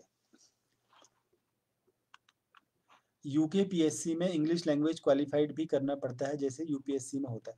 देखिए अमित कुल्लर जी, यूके पीएससी में इंग्लिश का कोई अलग पेपर नहीं आता। वो बेसिकली जो हमारा फर्स्ट पेपर है, जो लैंग्वेज का पेपर है, उसी का पार्ट होता है। उसमें 3-4 क्वेश्चंस आते हैं। हाँ, ज़रूर वो क्वालिफाइंग है। 35% मार्क्स अगर नहीं आते तो और कॉपियाँ चेक नहीं होती। लेकिन उसमें हिंदी और ऐसे दोनों होता है। ये बहुत अच्छा क्वेश्चन इन्होंने पूछा है आर.एम. कांडपाल जो है इन्होंने, कि मेंस में एथिक्स के सब्जेक्ट के लिए अच्छे मार्क्स कैसे लाए जा सकते हैं, क्या करना चाहिए? देखिए, मेंस का जो एथिक्स का पेपर है, उसमें 80 नंबर के क्वेश्चंस आते हैं और उसमें 2 पार्ट होते हैं। एक होता है कॉन्सेप्चुअल पार्ट और दूसरा होता है हमारा केस स्टडीज़। कॉन्सेप्चुअल पार्ट के लिए कोई बुक है, आप पढ़ सकते हैं। मतलब मतलब मुझे तो ऐसी कोई ऐसी बुक पर्टिकुलरली ऐसी मिली नहीं है। अब कोई मार्केट में आ गई हो तो अलग बात है, लेकिन मुझे तो अभी ऐसी कोई नो बुक मिली नहीं। तो मैंने क्या किया, आप सिलेबस उठाइए। सिलेबस में जो टॉपिक्स हैं, उनको आप इंटरनेट पे सर्च कीजिए और उनके नोट्स बनाइए। खास तौर से क्या करना है, जो बेसिक टॉपिक्स हैं ना, उनके नोट्स बनाइए। जैसे आप उसके पूछा होगा, आप उसमें लिखा होगा, कई सारे होते हैं ना ऐसे टर्म्स, ऑब्जेक्टिविटी, इंटीग्रिटी, ऑनेस्टी, मतलब ये ऐसे ऐसे सारे कई सारी चीज़ें होती हैं। तो ऐसे करीब आप ऐसे 100 टर्म्स आपके सिलेबस में दिए गए हैं। आप उनके नोट्स बना लीजिए। कहाँ से? आप मतलब सिर्फ़ उनकी डेफ़िनिशन कि ऑब्जेक्टिविटी होता क्या है? इंटीग्रिटी होता क्या है? ऑनेस्टी होता क्या है? बेसिकली हम ना इन वर्ड्स को डेली लाइफ़ में यूज़ करते हैं कि मैं तो ऑनेस्ट हूँ, मेरी इंटीग्रिटी में कोई क्वेश्चन नहीं लगा सकता, मैं तो ऑब्जेक्टिव हूँ हर चीज़ के लिए। लेकिन क्या हमें इनकी डेफिनिशंस पता हैं? एग्ज़ाम में अगर आपसे पूछ लिया जाए कि व्हाट इज़ ऑब्जेक्टिविटी और आप उसकी केस स्टडी प्रेज़ेंट करें, क्या आप हम दे पाएँगे? नहीं दे पाएँगे। कारण क्या है? कारण ये होता है कि हमें ऑब्जेक्टिविटी की एक्चुअल सच में डेफिनिशन क्या है वो नहीं पता। तो इस चीज़ का आप ध्यान रखें, नंबर 1। क्या करना है कि इन टर्म्स के हमें प्रॉपर नोट्स बना लेने हैं। दूसरा, जो सिलेबस में टॉपिक है, जैसे सपोज़ वो कहता है कि कांट की क्या फ़िलॉसफ़ी है एथिक्स के बारे में। ऐसे ही वो पूछेगा कि अर्थशास्त्र में क्या है? मतलब ऐसे कुछ दिए हुए हैं हमारे सिलेबस में जो टॉपिक दिए हैं, आप उनके इंटरनेट से नोट्स बना लीजिए। कोई कोचिंग अगर उनके नोट्स प्रोवाइड करा रही है तो आप उन्हें ले लीजिए। और एक तो एक बुक भी थी, मुझे अभी उसका नाम याद नहीं आ रहा है, वो आप कभी उसको मैं शेयर करूँगा उसको। आप वो बुक भी ले सकते हैं, हालाँकि मुझे बहुत यूज़फुल लगी नहीं वो बुक। तो और दूसरी चीज़ है हमारी केस स्टडीज़ की। देखिए, केस स्टडीज़ में बड़ा कन्फ्यूज़न रहता है। कुछ लोग कहते हैं कि आइडियलिस्टिक आंसर लिखो, कुछ लोग कहते हैं कि प्रैक्टिकल आंसर लिखो। मतलब मैंने अपने आंसर शीट निकाली थी उत्तराखंड पीएससी ने। तो देखिए, मैंने एक चीज़ गौर करी है कि मार्क्स उसे मिलते हैं जो आइडियलिस्टिक लिखता है।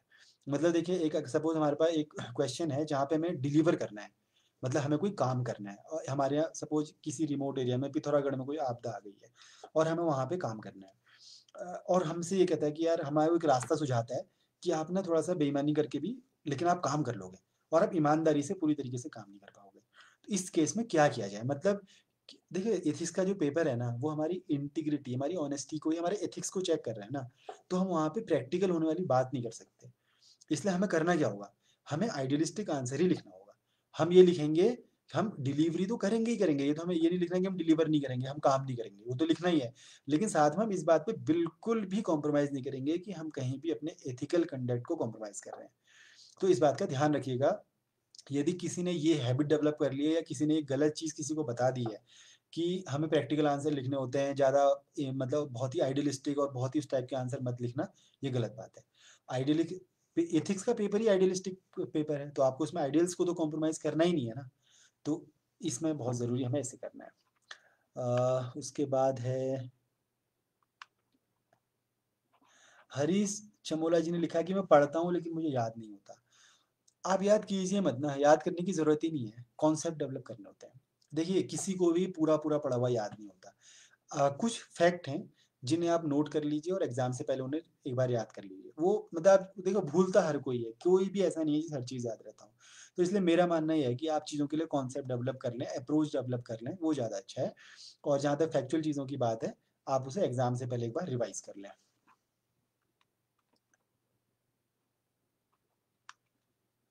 ये क्वेश्चन उन्होंने कुछ पूछा है कि आपके बैच में 3 साल का माँगा हुआ है, ये मेरे को समझ में नहीं आ रहा क्या क्वेश्चन है? ये भी मैंने आपका कर लिया है। सर, आपने उत्तराखंड जीएस का मटेरियल किन बुक से तैयार किया था? यशराज ने क्वेश्चन पूछा है। देखिए, ये एक बहुत बड़ा चैलेंज था, मतलब क्योंकि उत्तराखंड के लिए कोई, ये मैंने हिंदी मीडियम की बुक्स रेफ़र कर नहीं पाया था मैं, और इंग्लिश मीडियम में कोई बहुत ऐसी किताब थी नहीं कि जो हर चीज़ को कवर करे। आप लोग भी शायद इस प्रॉब्लम को फ़ेस करते होंगे। तो मैंने क्या किया था कि मैंने उस वक़्त विंसर पढ़ी थी, विंसर ईयर बुक। लेकिन वो इनफ नहीं थी, तो फिर मैंने क्या किया था कि मैंने इंटरनेट से तैयारी करी थी। खूब सारे टॉपिक्स मतलब उत्तराखंड के उठा-उठा के तैयार किए थे। तो फॉर्च्यूनेटली मैंने क्या किया कि वो जो मैंने टॉपिक्स पढ़े थे इंटरनेट से, उनको मैं कहीं पे एक उसका डॉक्यूमेंट बनाता चला गया और बाद में मैंने उसे रिफाइन करके अपनी एक बुक निकाली है। तो बेसिकली जो मेरी बुक है उसमें 2 चीज़ हैं, एक तो मेरे जो अपने उत्तराखंड के नोट्स मैंने बनाए थे वो, और जो दूसरा मैंने कुछ उसमें और चीज़ें भी बाद में ऐड करी हैं। इस साल भी काफ़ी कुछ ऐड किया है। तो मतलब शायद ही मेरी पब्लिसिटी होगी, लेकिन फिर भी मैं बोलूँगा कि आप अभी मेरी नेक्स्ट मंथ एक सेकंड एडिशन हमारी बुक का एक comprehensive study of Uttarakhand publish हो रहा है। आप उसको रेफ़र कर सकते हैं, मुझे लगता है कि वो कवर कर पाएगा सर को। इन्होंने भी स भागीरथ सैनी जी ने भी सेम क्वेश्चन पूछा है। लोक सेवा आयोग की परीक्षाओं के लिए कोचिंग करना आवश्यक है? ये क्वेश्चन है अनूप नेगी जी का। देखिए कोचिंग करना या ना करना ये आपके समय और आपके पास कितना पैसा है या नहीं, कई सारे मतलब आपकी अपनी सिचुएशंस पे डिपेंड करता है। कोचिंग के फ़ायदे ये हैं कि एक रूटीन आपका बना रहता है, नंबर 1। नंबर 2, वो आपको काफ़ी हद तक गाइड कर देते हैं। नंबर 3, हमें कुछ इम्पोर्टेंट मटेरियल वहाँ से मिल जाता है। लेकिन कई लोगों के सर्कमस्टांसेस ऐसे होते हैं कि वो कोचिंग नहीं कर पाते। तो इसका मतलब ये नहीं है कि उनका सिलेक्शन नहीं होगा। तो यदि मैं अपनी बात करूँ तो मैंने जब मैं दिल्ली 1 साल रहा था तो मैंने कुछ वो जॉइन करे थे, क्या कहते हैं, टेस्ट सीरीज़ जॉइन की थी, जब मैं संडे टू संडे टेस्ट देने जाता था। मेरी वाइफ़ जो कि आईआरएस हैं, उन्होंने भी केवल टेस्ट सीरीज़ जॉइन करी थी, कोई प्रॉपर ऐसी कोचिंग जॉइन नहीं करी थी। ये आपकी अपनी चॉइस है। मुझे लगता है कि सिलेक्शन का कोचिंग से कोई ऐसा संबंध ज़्यादा है नहीं। कोचिंग करने वाले भी सिलेक्शन हो ही रहा है, जो नहीं कर रहे हैं उनका भी सिलेक्शन हो ही रहा है। तो ये आपकी अपनी पर्सनल चॉइस है। दोनों ही मतलब अपने फ़ायदे नुकसान दोनों हैं कोचिंग के। General Hindi, general option agriculture forestry, ठीक है। सर मैं दीपक पनेरू जी ने बोला कि सर मैं प्राइवेट जॉब करता हूँ जिसका 10 बिल्कुल आप बिल्कुल सही कह रहे हैं। आज क्योंकि यदि आपकी 8 से 10 घंटे की जॉब है तो डेफ़िनिटली आपके लिए चैलेंज है। तो मैं दीपक जी आपको यही बोलना चाहूँगा कि देखिए एग्ज़ाम में समय निकालना होता है, मतलब निकालना पड़ेगा, क्या करें? मतलब हमारे अपने सर्कमस्टांसेस हैं। जॉब हम छोड़ नहीं सकते और प्रिपरेशन हमें करनी है। तो मुझे लगता है कि थोड़ा-सा आउट ऑफ वे जाके, थोड़ा ज़्यादा एफ़र्ट करके, आप रात में अपनी पढ़ाई करें, सुबह के समय यदि समय निकाल पाते हैं, ऑफ़िस में यदि आपको थोड़ा बहुत समय मिलता है, मतलब समझ सकता हूँ, प्राइवेट जॉब है, वो भी 10 घंटे की आप बता रहे हैं, तो कई सारे इश्यूज़ होते हैं। लेकिन यदि हमारे अंदर कोई एग्ज़ाम निकालने का सच में एक बहुत विल है, ये विल पावर पे डिपेंड करेगा। अपने आप को मोटिवेटेड रखें, मतलब यदि हमारे अंदर एक स्ट्रॉन्ग विल है ना एग्ज़ाम निकालने की, और हमने अपनी विल पावर को स्ट्रॉन्ग कर लीजिए। मतलब मैं आप 4 से 5 घंटे सो के भी अपना काम चला लेंगे।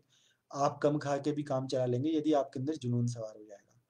तो हमें करना क्या होगा कि हमें एग्ज़ाम के लिए अपने अंदर एक जुनून लाना पड़ेगा। मतलब ये मैं आपको सीरियसली बता रहा हूँ कि एग्ज़ाम तो जुनून से ही निकलेगा। और मतलब यदि हम केवल एक एग्ज़ाम की तैयारी करने के लिए करते हैं तो वो क्योंकि कॉम्पिटिशन बहुत ज़्यादा है।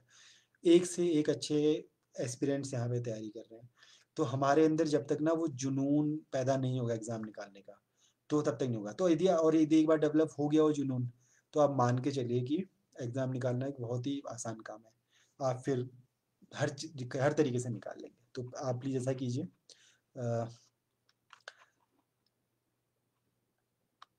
ये कि फॉर्मेट की बात कर रहे हैं हरेंद्र प्रसाद जी, कि फॉर्मेट देखिए फॉर्मेट ये सच में बहुत अच्छा क्वेश्चन है कि लेटर राइटिंग का फॉर्मेट क्या होगा कि आप हिंदी का सिलेबस उठाएँगे तो उसमें कई सारे जैसे उसमें विज्ञप्ति मतलब कई सारे तरीके के लेटर्स की बात की गई है। उसका सिलेबस कहाँ उसका मतलब पैटर्न क्या होगा? देखिए मैं आपको एक आप क्या कीजिए, आप ना उत्तराखंड सरकार के विज्ञप्ति और उनके फॉर्मेट इंटरनेट पे पड़े हुए हैं। मेरे पास भी हर चीज़ के वो पड़े हुए हैं फॉर्मेट्स। मैं चाहता हूँ कि मैं आप लोगों को प्रोवाइड कर सकूँ।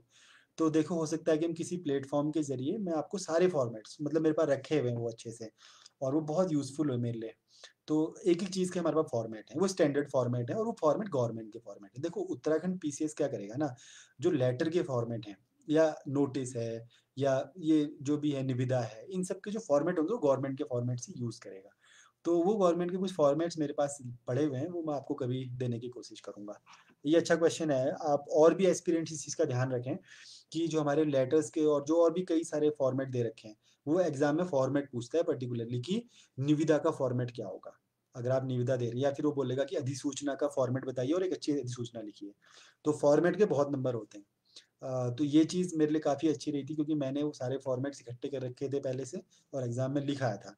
तो मेरे को 10 में से 9 नंबर ऐसे-ऐसे नंबर मिल गए उसमें। तो ये बहुत इंपॉर्टेंट क्वेश्चन है, स्कोरिंग भी है, आप इसे हरेंद्र प्रसाद जी का अच्छा क्वेश्चन था ये।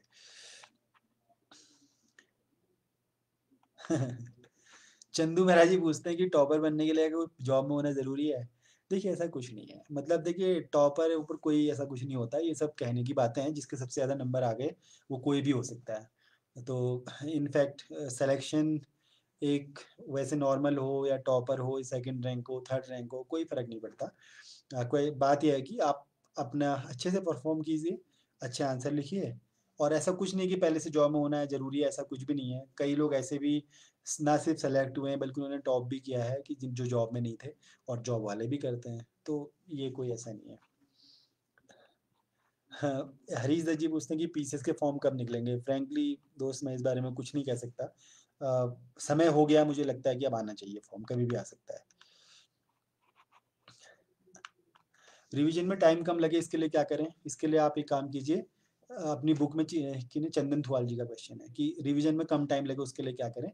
आप ऐसा कीजिए कि आप हाइलाइट करते हुए चलिए चीज़ों को, कुछ चीज़ों की नोट्स बना लीजिए, हाइलाइटेड पोर्शंस को ही पढ़ें केवल एग्जाम में। अरुण चमोली जी, ये बहुत बड़ा क्वेश्चन, सभी लगभग कई लोगों ने इस क्वेश्चन को पूछा है कि एग्ज़ाम टाइम से नहीं होता। ये बहुत ही मतलब एक दुखद चीज़ है, मैं क्या बताऊँ इस बारे में कि टाइम से फॉर्म नहीं आते और टाइम से एग्ज़ाम भी नहीं होता।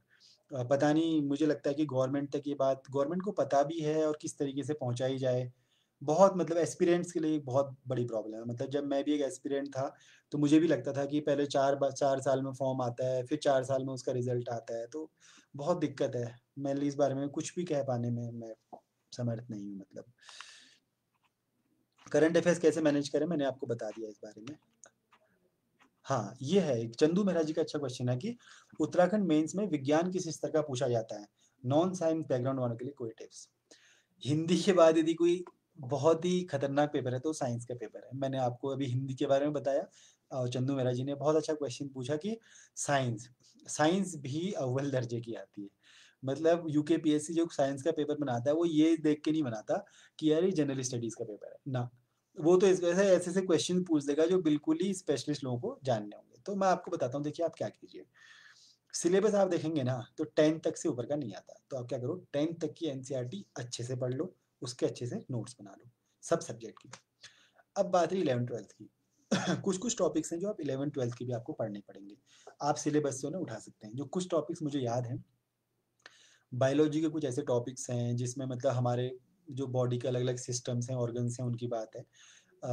फिजिक्स में जैसे है, वही जैसे अभी आपको मैं बता रहा था कि ट्रांसफार्मर है, मोटर है, उसके बाद कम्युनिकेशन वाले जो चैप्टर हैं वो है।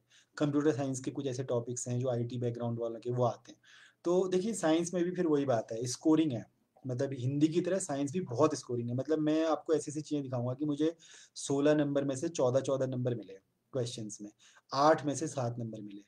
हाँ, तो यदि आपने ना क्वेश्चन की डिमांड को फुलफिल कर दिया, तो आप कर लेंगे। तो आप क्या कीजिए, क्लास 10 तक की एनसीईआरटीज़ पढ़िए, फिर मैं कहूँगा ओल्ड एनसीईआरटीज़, मैं न्यू एनसीईआरटीज़ की बात नहीं कर रहा हूँ, ओल्ड एनसीईआरटीज़ क्लास 10 तक पढ़िए। 11th-12th के सिलेबस में से जो टॉपिक हैं क्योंकि 11th-12th में साइंस बहुत ही स्पेसिफिक, बहुत ही पर्टिकुलर हो जाती है। तो यदि हम आपसे कहें कि आप बिल्कुल पर्टिकुलर उस चीज़ को जाके पढ़ें, तो वो ना पढ़ें। आप क्या करें कि केवल जो टॉपिक्स को पढ़ें। जो नॉन साइंस बैकग्राउंड के लोग हैं, वो साइंस के पेपर को थोड़ा सीरियसली लें, चाहे प्री हो, चाहे मेंस हो। खास तौर से मेंस में। वही कीजिए आप ना, मतलब ऐसे पढ़िए कि जैसे आपको बिल्कुल एग्ज़ाम ही देना है साइंस का। तो आप 6 से लेके 10 तक और 12th की 11th-12th की कुछ टॉपिक्स को देखिए, शॉर्टकट मत मारना।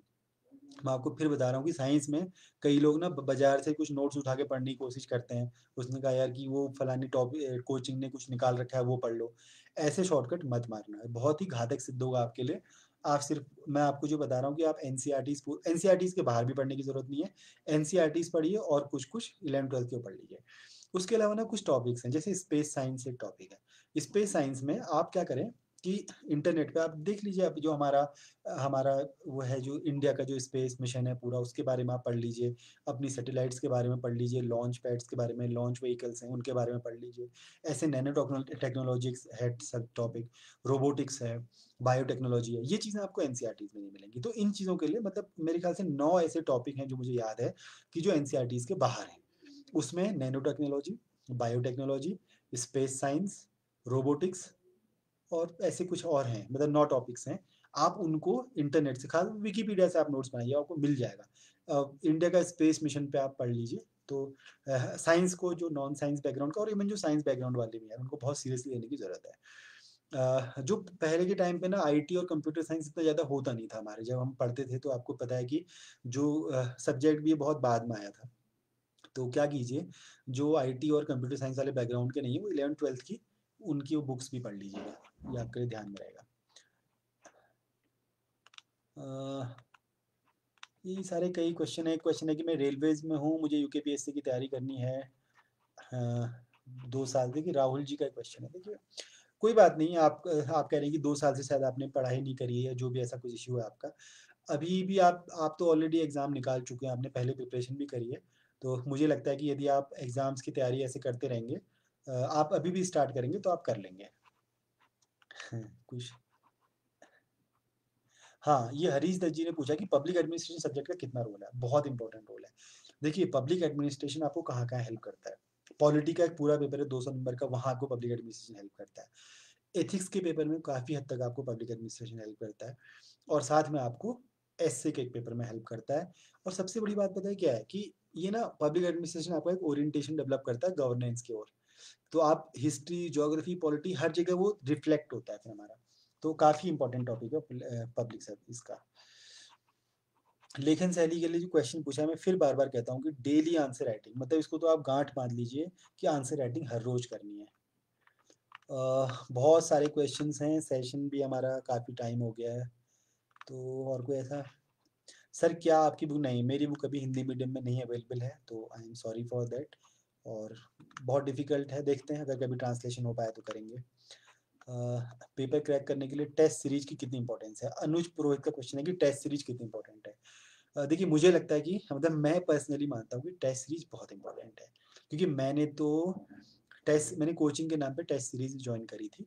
तो यदि आप डेली आंसर राइटिंग करते हैं और हफ्ते में एक दिन एक टेस्ट लिखते हैं, तो ये तैयारी के लिए काफ़ी है, तो आप इसे कर सकते हैं।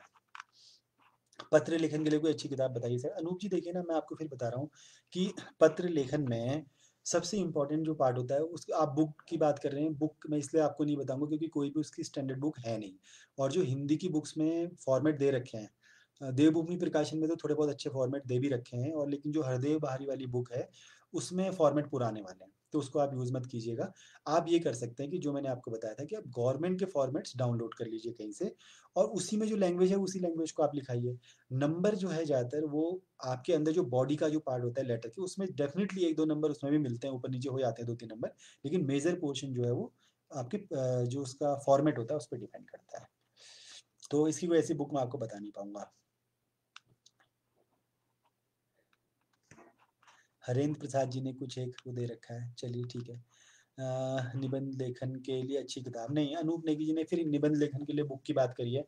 नहीं, देखिए, निबंध लेखन के लिए मैं भी फिर कोई बुक नहीं बताऊंगा। It all depends on our practice. आप जितनी ज़्यादा प्रैक्टिस करेंगे, जितना ज़्यादा लिखेंगे, जितना ज़्यादा आप कॉन्सेप्ट्स को डेवलप करेंगे, उतना ज़्यादा आपका निबंध अच्छा होगा। तो ये आपके लिए ज़रूरी है।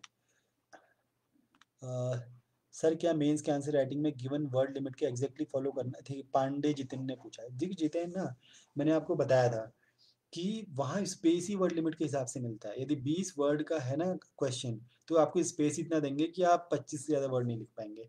तो वर्ड लिमिट तो बहुत इंपॉर्टेंट है, वो इसलिए भी ज़रूरी है ना, वर्ड लिमिट इसलिए भी ज़रूरी है कि यदि आप वर्ड लिमिट को ब्रीज कर देते हैं, तो आपका पेपर छूट जाएगा।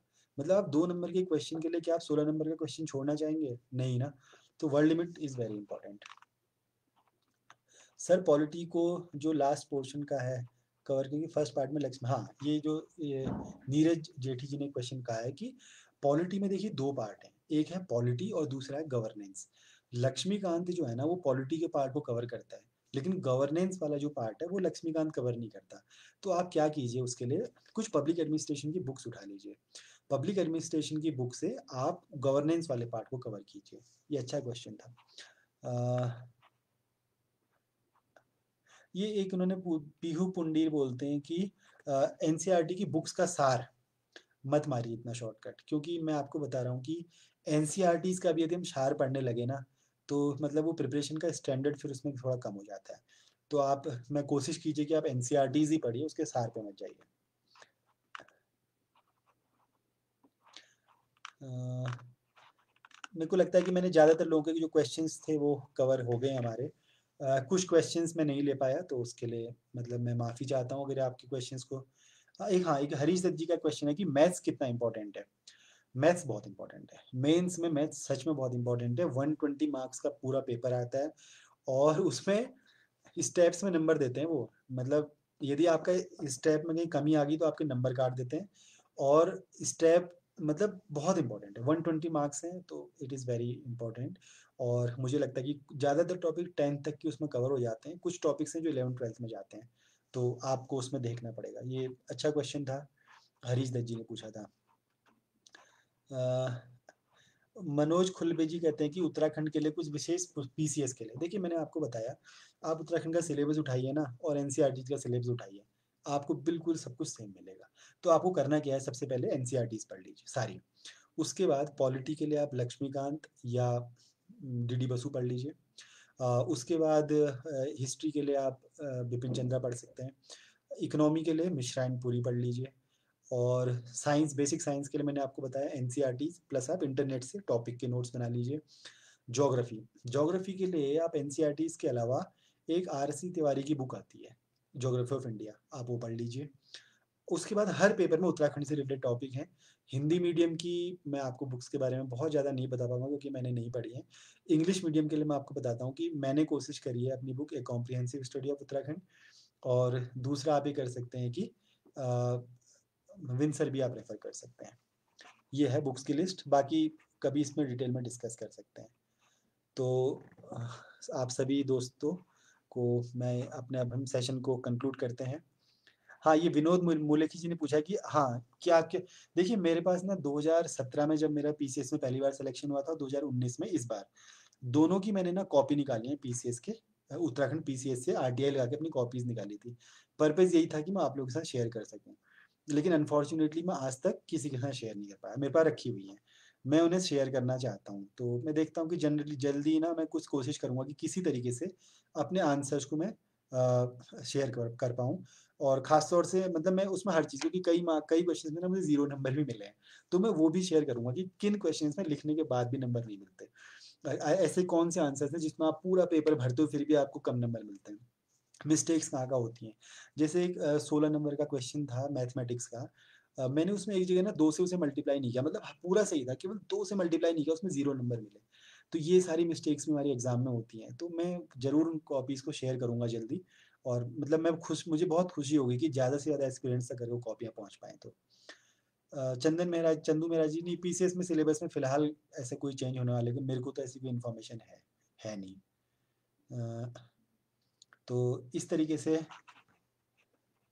प्रियंका कुमारी कहती हैं कि ऑनलाइन कोर्सेज़ परचेज़ करने की बात, देखिए मैंने ऑनलाइन कोर्सेज़ को परचेज़ नहीं किया है, तो मैं इस बारे में ज़्यादा कमेंट करना उचित नहीं समझता। लेकिन जहाँ तक मैं यदि कहूँ तो ये देखिए ना, मतलब ओरिजिनल जो स्टडी है, जो ऑथेंटिक स्टडी है ना, वो हमें किताबों से ही मिलती है। आपको बैठ के पढ़ना ही पड़ेगा। यदि हम शॉर्टकट्स ढूँढते हैं तो मतलब मैं तो पर्सनली मैंने कभी इस चीज़ को किया नहीं, तो मैं इस बारे में कुछ नहीं कह सकता कि क्या ऑनलाइन कोर्सेज़ खरीदने चाहिए या नहीं खरीदने चाहिए।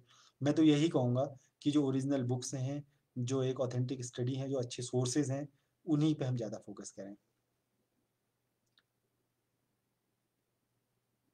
बहुत सारे और क्वेश्चंस हैं। सुरेश गुरुजी ने कुछ क्वेश्चन पूछा है। देखिए आपका जो इश्यू है वो बिल्कुल ही जेन्युइन है कि लंबे समय तक वो नहीं निकलता तो कंटिन्यूटी पढ़ाई की नहीं हो पाती, लेकिन हम क्या कर सकते हैं? हमें करना पड़ेगा, मतलब ये मतलब जॉब हमें चाहिए, एग्ज़ाम हमें निकालना है, तो हमारी मजबूरी है कि हम इसे एक अच्छे तरीके से पढ़ाई करें। ये हुनेश सिंह जी का एक लास्ट क्वेश्चन मैं ज़रूर ले रहा हूँ कि पीसीएस इंटरव्यू के बारे में बताएँ। देखो, पीसीएस इंटरव्यू क्या है? जैसे मैं आपसे इंटरेक्शन कर रहा हूँ ना, यही पीसीएस इंटरव्यू है। नंबर कब कम मिलते हैं? नंबर 2-3 चीज़ों में कम मिलते हैं।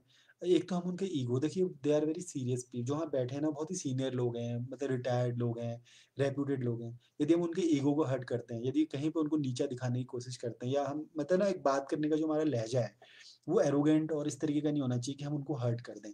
या फिर हम कभी ये कोशिश करें कि यार मैं सुपीरियर हूँ तुमसे, तो इस टाइप की चीज़ें उनको हर्ट करती हैं। नंबर 2, ओरिजिनैलिटी बहुत ज़रूरी है। मतलब देखो, जो मुझे आता है ना वो आता है। यदि मुझे नहीं आता है तो सॉरी कहने में कुछ नहीं आता। तो मेरे कहने का मतलब ये है कि जैसे हम बातचीत करते हैं ना आपस में, वही एक इंटरव्यू है। उसके अलावा इंटरव्यू कुछ नहीं है। कोचिंग का सिलेक्शन कैसे करें? कोचिंग तो देखिए हर कोचिंग ठीक ही होती है।